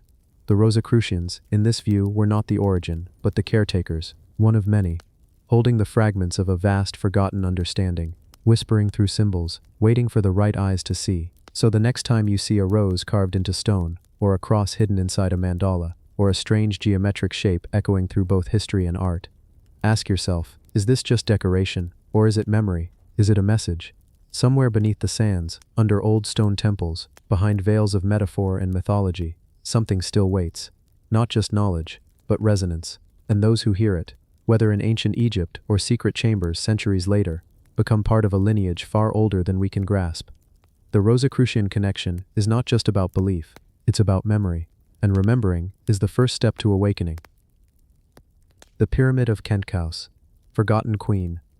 Not far from the towering giants of Giza, hidden in the shadows of the Great Pyramid and the Sphinx, rests a monument that most never notice. It isn't grand, it doesn't pierce the sky, it has no smooth limestone casing, no golden capstone, and yet, it may hold one of the strangest untold stories of ancient Egypt. This is the Pyramid of Khentkaus. Not a king, but a queen who may have ruled as pharaoh, or maybe something more. Her name is almost never mentioned in the mainstream documentaries. Her pyramid, even when passed by thousands of tourists, is barely glanced at. But if you pause, if you slow down, and really look at the structure, you start to notice things. Strange things. The architecture doesn't look quite right for its supposed period. There are hints of two construction phases, almost like someone tried to overwrite an older monument. The granite blocks, the erosion, the layout, all whisper that this site may not belong to the timeline we've been told. Let's walk slowly now, into the silence of Giza's lesser-known tomb. Let's explore the possibility that Queen Khentkaus was part of a hidden lineage, and her pyramid was far more than a burial site. It might have been a key in a much older system, a forgotten part of a network of monuments designed not just for ritual, but for something more advanced. When you look at the Pyramid of Khentkaus from a distance, it appears ruined, weathered, broken down, but this isn't just decay from time. Many of the blocks seem reused. Portions of the monument suggest multiple rebuilds. Some Egyptologists believe the lower level, the stone platform, was built in the 4th dynasty, but the structure on top, that could be later, or possibly older. One idea that's been quietly passed through alternative scholars is that Khentkaus didn't just rule, she preserved something, a memory, a legacy, or maybe even a technology. There's a line of hieroglyphs, barely visible today, that refers to her as Mother of Two Kings of Upper and Lower Egypt, but in other places the title changes, King of Upper and Lower Egypt, and Mother of the King. Wait, what? Was she both ruler and mother to rulers? Did she sit on the throne, even temporarily? And more importantly, why was her monument designed so strangely? Some researchers point out that her tomb resembles a mastaba, the oldest tomb style in ancient Egypt, but it was modified to appear pyramid-like. Others believe the shape was intentional, but the builders had to disguise it, perhaps to make it fit within the acceptable norms of later dynasties. But inside the site, in the core of its structure, are blocks that are massive, too large for ordinary placement. They're more in line with Old Kingdom megalithic standards, or maybe even pre-dynastic. That idea changes everything. If parts of Khentkaus's pyramid were built with Old Kingdom precision, or even with techniques lost entirely to history, then maybe this wasn't just a tomb for a queen. Maybe it was a preserved node in a long-lost architectural network, a leftover piece from something much, much older. Now, step into the chamber. It's eerily quiet. The walls echo softly, as if the stone is listening. There are no rich paintings, no golden sarcophagi. But what you do notice is the geometry. The dimensions, while eroded, hint at exact ratios. Ratios that mirror those found in other Giza structures, including the Great Pyramid. And here's where it gets strange. Why would a relatively unknown queen have a monument that aligns with advanced proportions? Why is her tomb positioned so close to the Giza Plateau's sacred axis? Was it coincidence, or was Khentkaus more than a queen? Some have speculated that she may have been part of a lineage not recorded in the king lists, a secret branch of rulers, or a caretaker of knowledge from a forgotten epoch. Let's slow down again. Let's sit in that silent chamber, just in our imagination, and feel what's not being said. Sometimes the lack of inscriptions tells us more than a wall full of hieroglyphs. It's almost as if something was erased, scrubbed from memory, hidden. Could the monument have once held scrolls, or relics, or machines that used geometry and vibration? It's a gentle theory, but not impossible. Throughout Egypt we see evidence of cut stone that defies simple copper tools. We see sonic resonance in chambers. We see alignment with the stars. And here, in Khentkaus's pyramid, we see silence. Quiet, calculated, hidden silence. Maybe that was the point. The erosion around her structure is also worth considering. Much like the Sphinx enclosure, some parts of the stone appear water-worn.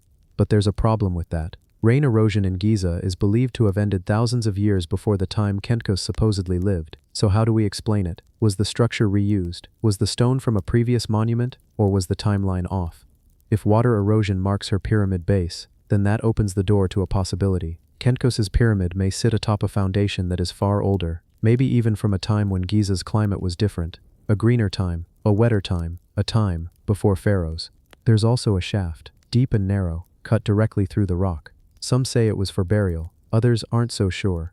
It reminds us of the shafts inside the Great Pyramid, the ones that align with stars, the ones that weren't meant for mummies, but maybe for energy, or information, or resonance. Was this shaft part of a system, a way to access something below, or send something above? The more we study it, the more questions arise. Too many alignments, too many anomalies, too much silence in the records. If Kenkos was a queen, she wasn't just a ruler, she was a mystery. If she was a king, she wasn't just breaking gender norms, she was erasing boundaries. If her monument was just a tomb, why does it feel like it's trying to tell us something more? So we stand at the edge of the desert wind, Giza shimmering in the background, and the pyramid of Kenkos resting in quiet stillness. A forgotten queen, a half-pyramid, a monument lost in plain sight.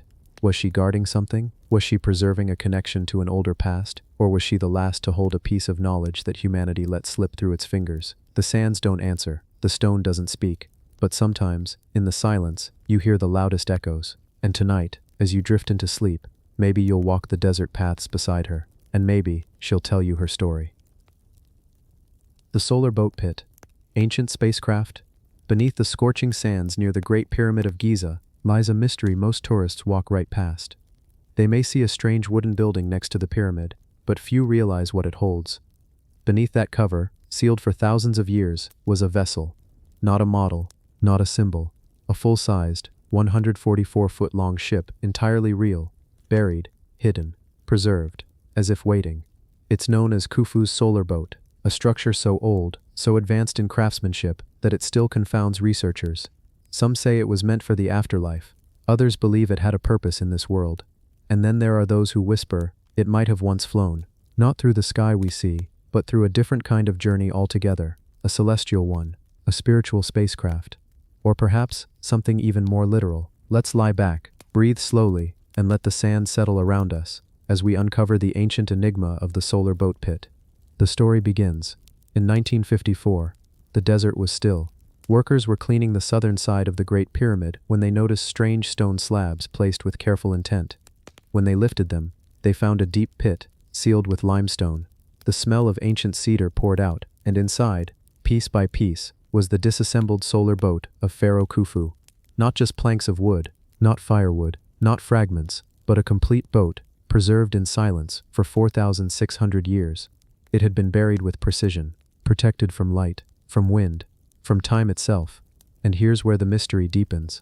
The boat had no nails, no metal fasteners. It was built using a technique called sewn plank construction. Imagine massive cedar beams, perfectly fitted, stitched together using ropes and grooves, without a single spike. The craftsmanship was so precise, it held together for millennia. When reassembled, it revealed a ship fit for the Nile, or the stars. But what was it doing buried beside the pyramid?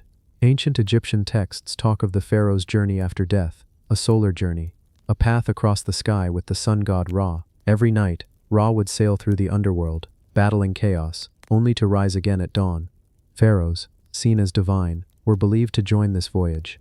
Some say the solar boat was meant to carry Khufu's soul through that celestial path. But here's where the mystery intensifies. The boat wasn't just symbolic, it was seaworthy. It had steering oars, a functioning hull. It was practical, real, built not just for ceremony, but for movement. Why would a pharaoh build a real working ship, only to bury it? Some researchers think it might have actually sailed the Nile during Khufu's lifetime, perhaps during sacred rituals, or maybe it was used to transport his body to the pyramid after death. These are theories, plausible, logical, but others, more fringe perhaps, yet strangely compelling, believe the boat represents something far more advanced, a technological relic, disguised as myth. Let's pause and think about the way this boat was sealed. The pit was cut deep into bedrock, lined with limestone, and sealed airtight. Thousands of years passed, and still the wood remained almost untouched. That level of preservation, of foresight, of engineering, is not primitive, it's calculated, advanced. And then there's the shape of the boat itself, sleek, aerodynamic, not bulky or crude, but curved with elegance. Some who've examined the reconstruction say it's almost too refined, like the builders understood principles that don't quite match the supposed knowledge of the time. In certain esoteric circles, the boat isn't just seen as a funeral vessel, it's interpreted as a resonant device, something that, when activated, could channel or harness energy. Perhaps not in the way modern engines work, but in ways tied to frequencies, harmonics, or consciousness. They point to the pyramid's alignment, the geometry, the echoes inside the king's chamber, and suggest that the solar boat may have interacted with it all. A ritual machine, a spiritual craft. Not metaphorical, literal, just beyond what we're used to seeing. But why cedar wood? Why not native acacia or palm? Cedar came from Lebanon. Importing it required trade, labor, and wealth, but also knowledge. The ancient builders chose this wood, and not randomly. Cedar has natural preservatives. It resists rot. It holds shape over time. It smells sacred. Perhaps it was chosen for symbolic reasons, or energetic ones. In temple scrolls, cedar is often associated with divinity, with the gods, with purity. And think about the placement. The boat pit lies south of the pyramid, the direction of the sun at its highest point. The burial chamber lies deep within. But this boat, it rests outside, as if waiting, like a shuttle, parked for its next journey. In 1987, a second pit was discovered nearby, also sealed, but this one, still unopened. Its contents remain a mystery. Another boat, a pair, twin vessels, one for descent, one for return, or something else altogether. The more we try to interpret the solar boat, the more questions rise. Each plank tells a story, each rope a silent whisper from the past. Was this really just a symbol, or a piece of technology cloaked in ritual? We tend to view ancient civilizations as primitive, simple, but this boat doesn't feel simple. It feels intentional, precise, advanced, not in the modern sense of wires and engines, but in its design, purpose, and preservation. It feels like the kind of object that shouldn't exist in 2500 BCE, and yet it does. Let's imagine for a moment what it would have been like watching this ship glide across the Nile, silent, majestic, carving through still waters, with papyrus canopies, gold-inlaid oars, and priests in white linen singing low hymns. Or perhaps, imagine something else. The pyramid pulsing with energy at dusk, the boat aligned, a ritual beginning, not just for Khufu, but for the world, a cycle of sun and star, a resonance chamber opening to the sky. Is it possible we've misunderstood everything? We've seen similar mysteries around the world, giant stone spheres in Costa Rica, megaliths in Peru, pyramids in China, objects and sites that seem out of time. The solar boat fits into that strange puzzle. Maybe it really was just a funerary craft. Or maybe it was something more, something we're still too modern to fully understand. Either way, it was never meant to be forgotten. As we drift off now, you can almost hear the creaking of ancient timber, the soft lapping of river water, the steady rhythm of oars, and the hush of time folding around it all. One boat, one pit, one message from a civilization far older and far wiser than we give it credit for. Let that thought stay with you as your breath softens and your mind sails. The Pyramid of Teti, Cosmic Codes. In the still silence of the Saqqara necropolis, where wind softly brushes against stone, a relatively modest pyramid stands. Tourists often pass it by, drawn instead to the more commanding monuments nearby. But beneath its unassuming shape lies something profound, etched not in grandeur but in knowledge. This is the Pyramid of Teti, a structure that whispers, not shouts, and those whispers speak of the stars, of energy, of the strange codes woven into the very stone. This isn't a tale of treasure, it's a tale of knowledge. Forgotten, buried, and now slowly uncovered. Teti's pyramid was built over 4,300 years ago, during Egypt's 6th dynasty. Teti was the first king of that dynasty, but even though his pyramid is now a crumbling hill of dust and eroded limestone, it was once covered in pristine white casing stones, shining in the sun. Yet it wasn't the outside that mattered most, it was what was inside, hidden, protected, inscribed. Because the Pyramid of Teti holds one of the oldest known versions of the pyramid texts, a mysterious collection of ancient writings. Unlike the Book of the Dead, which came much later and was written on scrolls, the pyramid texts were chiseled directly into the walls, word by word, line by line, into solid stone, preserved for eternity. But why carve them into a tomb? Why encode cosmic riddles in a place meant for rest? As we slowly descend into the narrow, low-ceilinged corridors, the air thickens, not from dust, but from history. You can still feel it here. The weight of intention, the quiet precision. The inscriptions begin almost immediately. They speak of stars, of light, of transformations, of gods. Yes, but also of some kind of passage. The soul was not simply expected to rest. It was meant to travel, upward, beyond, toward the imperishable stars. In ancient Egyptian cosmology, the imperishable stars referred to those that never set, the circumpolar stars. Eternal, unchanging. They believed that the soul of the pharaoh would rise to join them, to live forever among them. But it gets stranger. Some of the texts mention sound, specific utterances, words spoken in exact order to activate something. Not metaphorically, literally. The words were power, the sounds were energy, spoken spells, ancient frequencies. There is even mention of untying the knots of the sky, of opening the doors of the horizon, and of the field of offerings, which some have interpreted as more than just myth. Could it be a map? A star map? A technology of transformation? The pyramid's architecture itself plays into this. The passageways are deliberately aligned. Some believe they point directly towards certain stars at specific times of the year, Sirius, Orion, and others that were significant in Egyptian beliefs. But here's where it starts to feel less like religious text and more like technical manual. The precision with which the pyramid texts describe the journey, step by step, phase by phase, is almost clinical, not poetic, not vague. It's as if someone was trying to preserve an actual process, one that the later scribes no longer understood but still copied faithfully. Some believe these aren't just metaphors about the afterlife. Some believe they're encoded instructions for activating human potential, for leaving the body and traveling somewhere else. Not heaven, not hell, but a dimension of pure order, a place beyond matter, a place of light and frequency. Let's pause here. Let's really consider what that might mean. If you were part of a culture that inherited fragments of an older, more advanced knowledge, one that you didn't fully understand, what would you do? You'd preserve it, you'd ritualize it, you'd encode it in myths, in symbols, in sacred texts, in temples. And that seems to be what the Egyptians may have done. Teti's pyramid might not look advanced from the outside, but in its walls, there's the fossil record of consciousness, words that hint at electromagnetic fields, at transformation through vibration, at tuning the body like an instrument, at crossing over. And it doesn't stop there. Inside the burial chamber, there's another architectural detail that rarely gets talked about: the granite sarcophagus, a single block of dark stone hollowed out with impossible precision. How was it carved? We don't know. What kind of tools did they use? There's no evidence of anything strong enough from that time. No copper tools could have made such cuts. Not cleanly, not deeply. Some researchers have suggested that the stone was resonated, rather than carved, that frequencies may have played a role. Sound used as a shaping force, vibration as a sculptor. And if that's true, then maybe the pyramid texts aren't just about what happens after death. Maybe they're about how to do it. Lines like "I am one who knows the secret names," and "my soul is on the ladder of the gods," begin to take on a different meaning. What if it's not just myth, but memory? A half-remembered science, an ancient technique for awakening parts of the human mind we no longer know how to reach. And if so, then the Pyramid of Teti becomes something else entirely. Not just a tomb, but a machine, a library, a laboratory of the soul.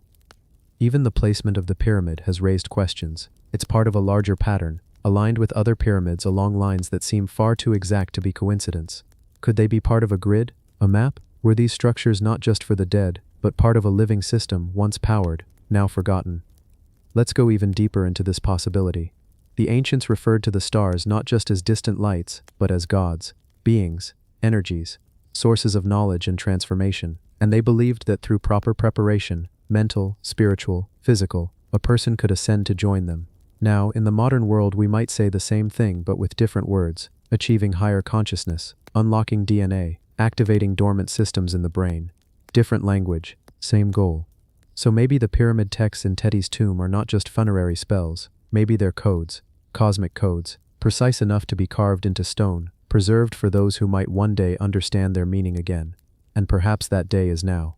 Across the world, researchers are beginning to re-evaluate ancient texts, not as religion, but as technology. Sound frequencies, geometry, intention, all used together to shape not just matter, but awareness. And when you read the pyramid text through that lens, something shifts. You stop seeing a king preparing for the afterlife. You start seeing a human being, preparing for ascension. You begin to wonder, was Teti buried here, or was this pyramid never meant to be a tomb? Was it instead a kind of portal? There's no mummy, no definitive evidence he was interred here. Just inscriptions, walls filled with strange precision, a chamber of vibration, a sarcophagus cut too perfectly, and a sense, however faint, that someone once knew more than we do now. And so, we leave the Pyramid of Teti, not with answers, but with echoes. Echoes of codes and stars, echoes of sound and stone, echoes of a science we've forgotten, but maybe, just maybe, are beginning to remember. The Pyramid of Sahur. Alien imagery. When you think of ancient Egypt, your mind probably fills with pyramids, golden tombs, pharaohs with cobra crowns. But then, there's Sahur, a pharaoh most people have never heard of. His pyramid complex isn't as massive as Khufu's or as famous as Djoser's, but what's carved inside it? Well, it might just be one of the strangest things ever found in an ancient royal tomb. At first glance, it's just another pyramid, worn down by centuries, partly in ruins, its stones half buried in sand. But if you step into what remains, if you carefully trace the fragments of its walls, you'll find something unexpected: reliefs, carved into limestone, faded, but unmistakable. Images that don't quite fit with the rest of Egypt's symbolic tradition. There are figures, tall, slender, with elongated skulls. Some are seated, some are standing beside what look eerily like control panels or strange devices. Others seem to float, above boats, above cities, above the stars. It's subtle, it's not obvious unless you're looking, but once you see it, you can't unsee it. Let's slow down, let's take a deep breath, and walk through this place, together. You step into the corridor. The air is dry, heavy with silence. Dust coats the floor in a thin, undisturbed layer. The temperature drops the deeper you go. And there, on the right-hand wall, a panel of stone, smooth, white, and cracked around the edges, begins to whisper stories. In one scene, Sahur is offering incense to a being whose face is not quite human. The head tapers backward, exaggerated. The eyes are too large, not monstrous, just different. Like someone was trying to show something from memory, not imagination. There are boats sailing not just across the Nile, but across the sky. Literally, star maps above them, wings stretching from their sides. Some researchers call them solar barges, but there's something else about the way they're drawn. Clean lines, aerodynamic curves, that makes them feel more like schematics than mythology. Another panel shows workers building what looks like towers, but not ordinary ones. These taper into the sky, with rounded domes on top, and strange wiring shapes trailing downward. It's hard not to compare them to antennae, or observatories, or worse, transmitters. What were they really trying to say? Mainstream Egyptologists explain it simply. These are symbolic images, artistic metaphors for divine power. Elongated heads? Just crowns and stylized tradition. Flying boats? Representations of the soul's journey to the afterlife. Nothing literal, nothing alien. But not everyone agrees. Let's pause here. Close your eyes for a moment. Imagine you're an artisan. You live over 4,000 years ago. You're instructed to carve into the wall the stories of your king. The king who says he's been visited by gods, who dreams of stars, who wants his afterlife prepared not on earth but among the heavens. What would you carve? What symbols would you choose? The Pyramid of Sahuri is unique for another reason. It holds the earliest known royal reliefs in an Egyptian pyramid. Earlier than most, and more advanced than expected. The detail, the composition, the storytelling. It's almost as if they had reached a peak and then forgot how to do it again. Could it be that Sahuri had access to knowledge others didn't, or that his artists had been shown something strange? There's one image, partially destroyed, of what some describe as a large oval structure. Some think it's a ceremonial boat. Others say it resembles a capsule, with beams of light shooting down. Below it, figures kneeling, offering, reaching upward. It's subtle, but consistent, and it's not just here. Similar motifs, slender beings, stars, beams, wings, reappear in other temples, in Dendera, in Abydos, in Karnak. But it begins here. Back in Sahuri's day, Egypt was experimenting, innovating. They were just transitioning from stepped pyramids to smooth-sided ones. Architecture was evolving, writing was becoming more refined. Trade routes stretched farther than ever before, across the Red Sea, even down into Nubia. Sahuri was a visionary ruler. His name means he who is close to Ra. Ra, the sun god. The one who rides across the sky in a golden ship. The one who disappears each night into the underworld, only to be reborn. You can start to see the connections, can't you? Boats that travel across the sky, beings from the heavens, energy, light. Was this metaphor or memory? Imagine this. A civilization older than dynastic Egypt, technologically advanced, maybe even from another world or another version of Earth. They visit, they build, they teach, and then they vanish. Over time, their stories become myths, their machines become gods, their blueprints become temple reliefs, and artists like those in Sahara's time, they try to preserve it, the only way they know how, in stone. The longer you sit with this idea, the harder it is to shake, especially when you look at the figures in the Sahara reliefs. They hold objects, discs, rods, boxes, that don't match anything archaeologists can identify. No farming tools, no ceremonial instruments, just shapes. Shapes that feel like they had function, shapes that feel familiar, but not from this time. And here's something else. The wear patterns on these carvings suggest that many were intentionally defaced. Someone, at some point, tried to erase them, scratched out faces, chiseled away heads, smoothed over inscriptions. Why? Were they covering up something, or were they trying to protect something? It gets deeper. The alignment of Sahura's pyramid is strange. It doesn't line up perfectly with cardinal directions like others do. Its location near Abusir suggests it may have been part of a forgotten symbolic map. Some say it mirrors a star cluster. Others believe it was positioned on a fault line of Earth's natural energy grid. And if that's true, what was it built to harness? Or perhaps, to send? We can't say for sure. All we know is that Sahura's pyramid was once decorated with images far ahead of their time. Reliefs that don't just tell stories, but whisper secrets. Close your eyes again. You're standing in a chamber lit only by your torch. You run your fingers over the stone, cool, ancient, etched by someone's hand, 4,500 years ago. You don't know what it means, but you feel something. A presence, a weight, like knowledge sealed in rock, just out of reach. Not every mystery comes with answers. Some just invite us to wonder. And Sahura's pyramid, it doesn't shout, it whispers, about visitors, or ancestors, about memories, or myths, about something we forgot, or something we were made to forget. The Pyramid of Ahmose, Forgotten Dynasty. There is a place in the sands of southern Egypt where the winds rarely speak, where the ruins lie silent, and where time itself seems hesitant to disturb what has long been buried. Here, in the sacred landscape of Abydos, the stones once whispered the name of a king who changed the course of Egyptian history. His name was Ahmose. But unlike the towering pyramids of Giza or the famous tombs of the Valley of the Kings, the Pyramid of Ahmose is barely remembered. Its ruins are modest, its fame strangely absent. And yet this structure may hold one of the most critical turning points in ancient history, one that bridges the collapse of a kingdom and the rebirth of an empire. So how could the legacy of such a pivotal figure fade beneath the dust? And more importantly, what does the forgotten Pyramid of Ahmose reveal about the mysterious technologies and lost transitions of ancient Egypt? Let's walk quietly into this forgotten chapter of history together. The story begins in a time of disruption. Egypt, once unified under powerful pharaohs, had fallen into chaos. The Hyksos, foreign rulers from the northeast, had taken control of Lower Egypt. Their chariots, strange weapons, and new tactics overwhelmed the native Egyptian forces. It was a dark period, a time of foreign domination, fragmented rule, and deep humiliation. The land was divided. The gods seemed silent. But then came Ahmose. Born into a Theban royal family in Upper Egypt, Ahmose I grew up during this fractured era. He was likely a child when his father Seqenen-Re-Tau was killed in battle.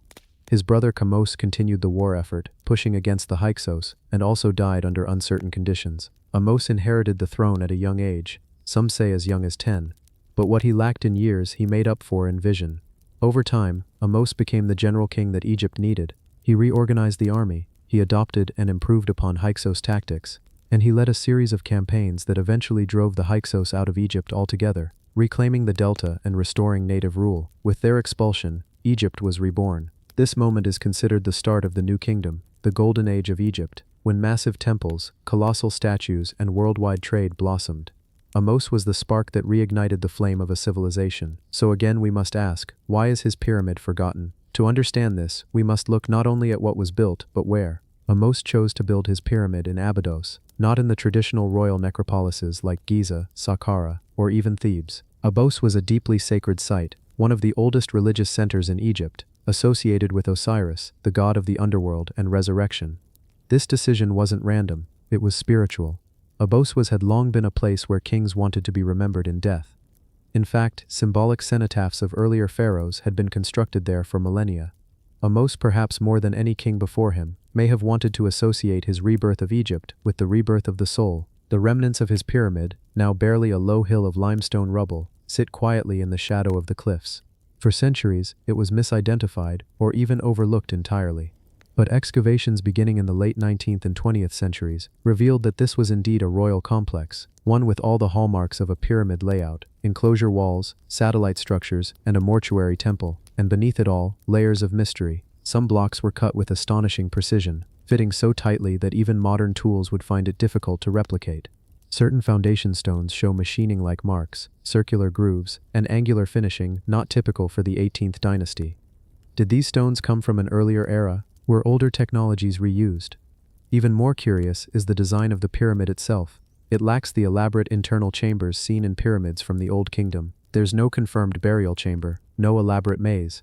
Some archaeologists believe it functioned more as a cenotaph, a symbolic tomb rather than an actual resting place. But then, where is Ahmose buried? His mummy was never found in the pyramid. In fact, his body was eventually discovered in the Deir el-Bahri cache, alongside other royals. This has raised another intriguing theory. Was the Pyramid of Ahmose never completed, or was it a decoy? Other signs suggest the site was not only built for religious reasons, but also for cosmic ones. Abydos was closely aligned with certain celestial markers. Some believe Ahmose's complex aligns with ancient star maps, particularly Sirius, the sacred star of resurrection in Egyptian cosmology. The star was also linked to the annual flooding of the Nile, and to the goddess Isis. It's no coincidence that Osiris, Isis, and resurrection all converge at Abydos, but the site also contains remnants of advanced waterworks and subterranean chambers. Deep shafts, stone-lined corridors, and cryptic tunnels have been found beneath the ruins, many of which have yet to be fully excavated. What were they for? Water management? Ceremonial use? Or something more? And this brings us to a strange but fascinating possibility, that Ahmose inherited or repurposed older structures, technologies left behind by a civilization long gone. Some researchers have pointed out that parts of the foundation are older than Ahmose's time. The Osirian, a nearby underground temple, is often linked with pre-dynastic technology, featuring massive granite blocks that resemble megalithic constructions found across the world. Could it be that Ahmose's pyramid sits atop a much older sacred site? That he, like others, simply tapped into the power of ancient energy centers? While mainstream archaeology sticks closely to the view that all construction was done during the 18th dynasty, a growing number of alternative researchers suggest a layered history, a palimpsest of civilizations, each adding to the stones of the last. What's particularly telling is how little the ancient Egyptians themselves recorded about the construction of Ahmose's pyramid. Unlike later pharaohs who boasted of their great tombs and feats, Ahmose left behind no detailed inscriptions about this monument. It seems to have been quietly built, or perhaps even deliberately hidden. One of the few inscriptions that does exist is from his queen, Ahmose Nefertari, a powerful woman in her own right. She speaks of religious devotion, of connection to Osiris, and of protection for the afterlife. But again, there's no grand claim, no mention of technologies, no declarations of cosmic knowledge. And maybe that's the point. Perhaps the Pyramid of Ahmose was never meant to be a beacon, maybe it was meant to be a key, a subtle marker placed in a sacred landscape to anchor a new age. A quiet statement rather than a loud announcement. Imagine standing there now, under the desert sun, with the cliffs of Abydos rising behind you. The air is still, the stones are silent, and yet you feel something, a weight, a presence, as if the site still holds energy, waiting to be understood. You trace your hand along a weathered block, cut so perfectly, its joints nearly vanish. You peer down into a shaft, its darkness untouched by the centuries. You wonder what lies at the bottom. Is it just earth and sand, or memory? Some believe the reason we don't know much about the Pyramid of Ahmose is because it was never meant to be remembered in the same way as others. Its message wasn't for the people of its time, it was for us. A signal, a reminder, a mystery. And perhaps that's the magic of forgotten pyramids. They don't shout, they whisper. They invite you not just to look, but to listen. And when you do, the sands begin to speak. They say, a king once stood here, a warrior, a restorer, a bridge between worlds. And though his pyramid may have faded, his legacy, his flame still flickers beneath the surface, waiting for someone, like you, to notice. The Pyramid of Sekhemkhet, Time Capsule. They say some pyramids guard secrets too deep for time to erase. Buried beneath the sands near Saqqara, lost beneath the shadow of Djoser's Grand Step Pyramid, lies something far more mysterious. Not as tall, not as complete, but infinitely more haunting. The Pyramid of Sekhemkhet, a monument not to glory, but to disappearance. This pyramid was never finished, but perhaps it was never meant to be. It sat sealed for over 4,600 years, a time capsule, untouched by man or wind, a tomb no one had entered, not even grave robbers. When the stone blocks were finally pried away in 1954, what lay behind them was not a treasure trove or the mummy of a forgotten king. It was emptiness, silence. But that silence felt wrong, because something about the Pyramid of Sekhemkhet whispers more in its absence than in its presence. Let's step softly now, into the sands, into the echoes, and into the mystery. It began with a trench, just a shallow one. Archaeologists working the necropolis at Saqqara stumbled on it by chance. A line of stone just beneath the soil. They followed it. The more they dug, the more they realized this wasn't just a wall, it was a perimeter. The base of a step pyramid, similar to Djoser's, but buried deeper, more hidden, as if time had pushed it away on purpose. Then came the name, carved faintly on a nearby stela, Sekhemkhet, a little-known pharaoh of Egypt's third dynasty. His reign brief, perhaps 6 years. Some scholars say less. A king so shadowy, some question if he ruled at all. And yet here, this structure, said otherwise. A pyramid, a causeway, a massive enclosure wall. This was no minor king. This was a ruler who'd begun something extraordinary and then vanished. What was found beneath the sands was astonishing. A descending corridor carved with shocking precision, huge limestone blocks sealing the entrance. But these were not haphazardly placed. They were deliberately cut, perfectly positioned, and left undisturbed for thousands of years. Not even looters had dared enter. Why? It wasn't just the physical effort required. It was something more, something people couldn't explain. Because inside this pyramid, the deeper they went, the stranger things became. The burial chamber was sealed, tightly. Inside it, a beautiful alabaster sarcophagus, polished, smooth, still shut. The lid sealed tight with plaster, untouched since antiquity. The world held its breath. This would be the first unviolated royal burial chamber ever discovered in Egypt. Not looted, not disturbed, not even opened. Could it be Sekhemkhet himself? Had his mummy survived, perfectly preserved? They prepared, they documented, and finally they lifted the lid. Nothing. No body, no bones, not even dust. The alabaster tomb was completely, inexplicably empty. It wasn't just eerie, it felt planned. The perfection of the tomb, the precision of the ceiling, the effort in design. Why do all this for nothing? Who builds a pyramid, seals a sarcophagus, and buries it for eternity, with no one inside? Unless, of course, this wasn't a tomb at all, but a device, a message, or something we simply don't yet understand. Let's pause. Let's breathe. Let the sand settle again. There's a strange rhythm in Egypt, like all of history is layered in frequencies, each vibrating at a different pitch. Sekhemkhet's pyramid seems to hum in one of the lowest. Quiet, deep, incomplete on the outside, but fully intentional on the inside, because the corridors were designed like a labyrinth, false chambers, dead-end tunnels, passages sealed not once, but multiple times, at different depths. Who were they keeping out, or were they keeping something in? There's a theory, unorthodox but haunting, that Sekhemkhet's pyramid was built not to house the dead, but to imprison knowledge.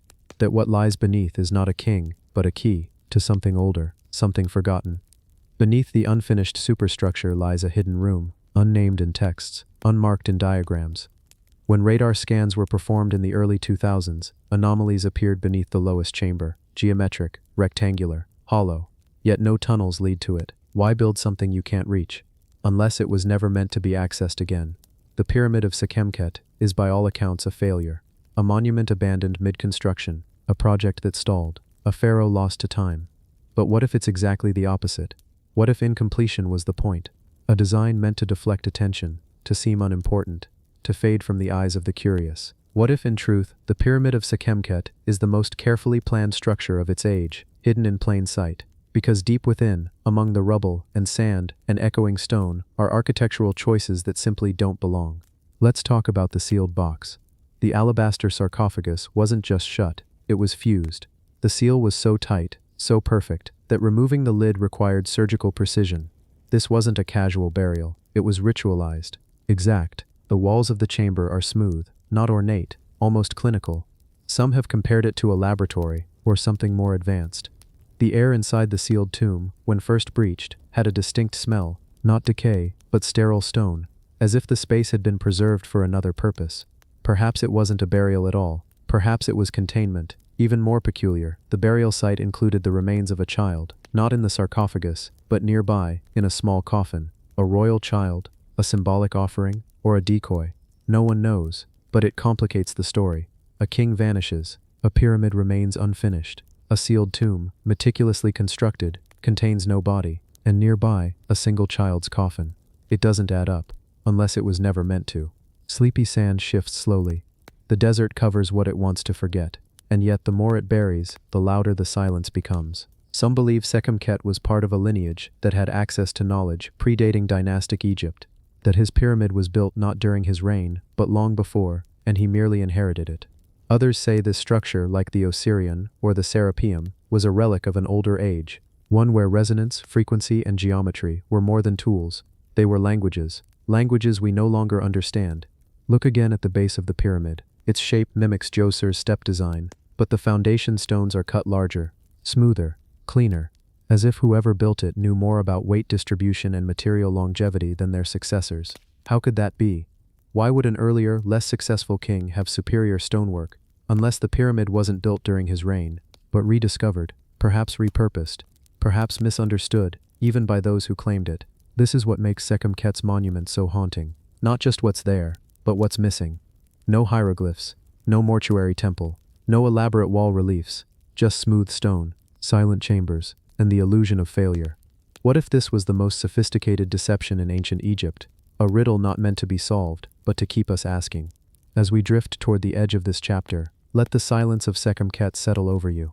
A pyramid that hides more than it shows, a name nearly lost to history, a sealed sarcophagus, without a soul. Perhaps the greatest mystery isn't what we find when we open ancient chambers, but what we feel when they remain sealed. Because sometimes a time capsule doesn't need to be opened, it just needs to be felt, and in that stillness, maybe the message lives on. The Pyramid of Giza, Earthquake Lights Theory. You're standing at the base of the Great Pyramid. The air is still, the desert holds its breath. Then suddenly, a flicker, a strange soft light, pulses above the limestone blocks. It isn't lightning, it isn't artificial.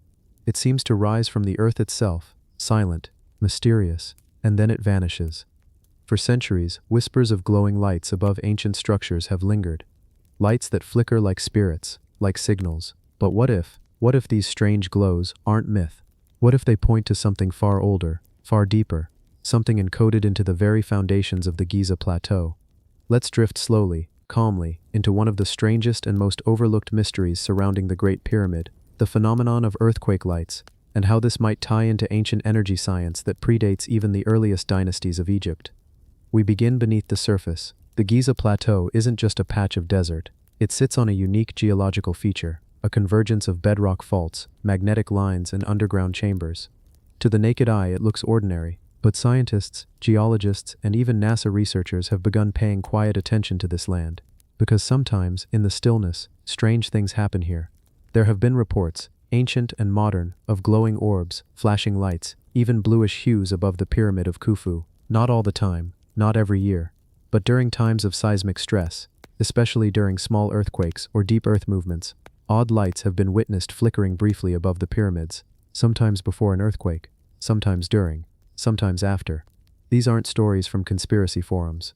In 2010, scientists studied phenomena known as earthquake lights, flashes of light appearing in the sky, near ground level, often around areas of tectonic or magnetic activity. Unlike lightning, these lights come from the earth, not the clouds. They have been seen in Japan, in Italy, in California, and yes, in Egypt. NASA's Earth Observatory has noted such anomalies. A team from Quebec analyzed over 65 occurrences of these mysterious flashes and found consistent factors: magnetic minerals underground, quartz-rich rock, and subtle shifts in the crust. Now imagine placing a pyramid, a massive, geometrically precise object, directly above one of these geological fault zones. Is it possible that the pyramid was placed there for a reason? Let's slow down, take a breath. Let's not rush to conclusions, but gently follow the patterns. The Pyramid of Khufu is built from over 2 million blocks. Many of these are limestone, but some, especially those found deeper within the structure, contain high levels of quartz. Quartz is piezoelectric. That means when you apply pressure to it, it generates an electrical charge. It's used in radios, watches, and medical equipment. The ancients may not have called it piezoelectricity, but what if they understood it practically? Now pair this with the structure's alignment. The Great Pyramid is aligned almost perfectly to the cardinal points: north, south, east, west. It's not a coincidence. This level of precision suggests not only astronomical knowledge, but energetic purpose. Some researchers believe that during tectonic stress, when Earth's plates shift, even slightly, energy builds up beneath the crust. And in areas rich with quartz and magnetic minerals, that energy can discharge as light. These are earthquake lights. But what if? What if the pyramid didn't just sit on this fault line by chance? What if it was designed to interact with it? Picture this: the earth below trembles faintly, not enough to shake buildings, but enough to flex the crust. Stress builds in the quartz layers, charges accumulate, The structure above, perfectly geometric, aligned and massive, begins to resonate subtly, and then, a soft blue pulse appears above the apex, rising like a breath, then fading. The ancient Egyptians told of Benben, the sacred stone that marked the first mound of creation, where light first touched the earth. It was shaped like a pyramid, the very top of a pyramid. Some say it once sat upon Khufu's pyramid, possibly made of gold or electrum. What if this wasn't symbolic? What if that stone was a kind of capacitor, an energy receiver, or emitter? Let your mind wander gently. We know the earth hums. It produces low-frequency vibrations, the Schumann resonance. Our bodies respond to it. Ancient builders may have been tuned into it. The Giza pyramids might not have been tombs at all, but resonance chambers, amplifying subtle earth energies. Sleepy theories? Maybe. But what if the ancients built with a science we've forgotten? There's a calm to the desert, but beneath that calm is movement. Fault lines, magnetic rivers, seismic veins. The Giza plateau is not inert, it's alive, humming quietly beneath its sandy skin. And when the pressure grows just right, the lights appear. Witnesses have described lights like soft auroras, dancing faintly above the pyramid tips. One archaeologist working late at Giza in the 1980s claimed to have seen a faint column of light pulsing vertically above Khufu's pyramid, disappearing just as quickly as it came. He dismissed it as a trick of the eyes. Years later, he read a paper on earthquake lights, and his memory came rushing back. Others have seen flashes during tremors, brief, spherical, bluish orbs, always silent, always brief. Could the pyramid be focusing these discharges, or even amplifying them? Some scientists have even speculated that pyramid geometry itself might influence local electromagnetic fields. In experiments, researchers have found that pyramid-shaped structures can concentrate electromagnetic energy into their centers. That's modern lab data. Now apply that to a 450-foot-tall pyramid, built with conductive and crystalline stone, sitting atop a natural fault line. The picture gets stranger. Ancient legends describe the pyramids not as tombs but as machines of the gods. Herodotus, the Greek historian, said priests told him the pyramids were built using unknown forces. Later Arab texts speak of the pyramids housing ancient secrets, technology from before the Great Flood. Of course, these could be myths, but myths often start with fragments of truth. Now let's shift gently to something even more curious. In 2020, researchers using satellites and seismographs noticed subtle magnetic anomalies near the Giza Plateau, especially during minor quakes. These weren't dramatic, but enough to register. Some believe this could be tied to a kind of Earth-based electromagnetic grid. Ancient sites around the world, from Stonehenge to Teotihuacan, often sit at nodal points of this grid. Are pyramids, including Giza, part of that ancient map? You don't need to believe in crystal energy or aliens to see the pattern. You just need to notice the precision, the positioning, the persistent mythologies, and the lights, the silent lights, glowing briefly above the pyramid, as if the stones themselves remember something we've forgotten. Now imagine, in a distant time, perhaps in the pre-dynastic past, the builders of Giza understood this dance, not as magic, not as religion, but as science, a science that listened to the earth, that built with the breath of the planet, that encoded energy into stone and geometry. Maybe they knew when the earth would speak. Maybe they saw the lights not as anomalies, but as confirmations. And maybe, just maybe, the pyramids were built not to honor the dead, but to interact with the living earth itself. As you lie back now, let that thought drift softly through your mind. Stone, light, silence, resonance. The Pyramid of Giza may not just mark a tomb, it may mark a moment, when earth and sky met in harmony, when stone rose to meet the stars, and the lights, like echoes of an ancient science, still whisper to us, softly, when the earth breathes. The Temple of Edfu, blueprint of the gods. They say the gods once walked among men. But what if they didn't just walk? What if they built? South of Luxor, along the quiet banks of the Nile, sits one of the best preserved temples in all of Egypt, the Temple of Edfu. It doesn't boast the same global fame as the pyramids or the Sphinx, but it guards something even more haunting. Hidden in its shadows and inscriptions is a whisper of a forgotten blueprint, a plan, a sacred design said to predate even the pharaohs. They call it the first time, or Zep Tepi, when gods ruled the earth and shaped the world in harmony with the stars. Edfu might not just be a temple, it might be a memory in stone.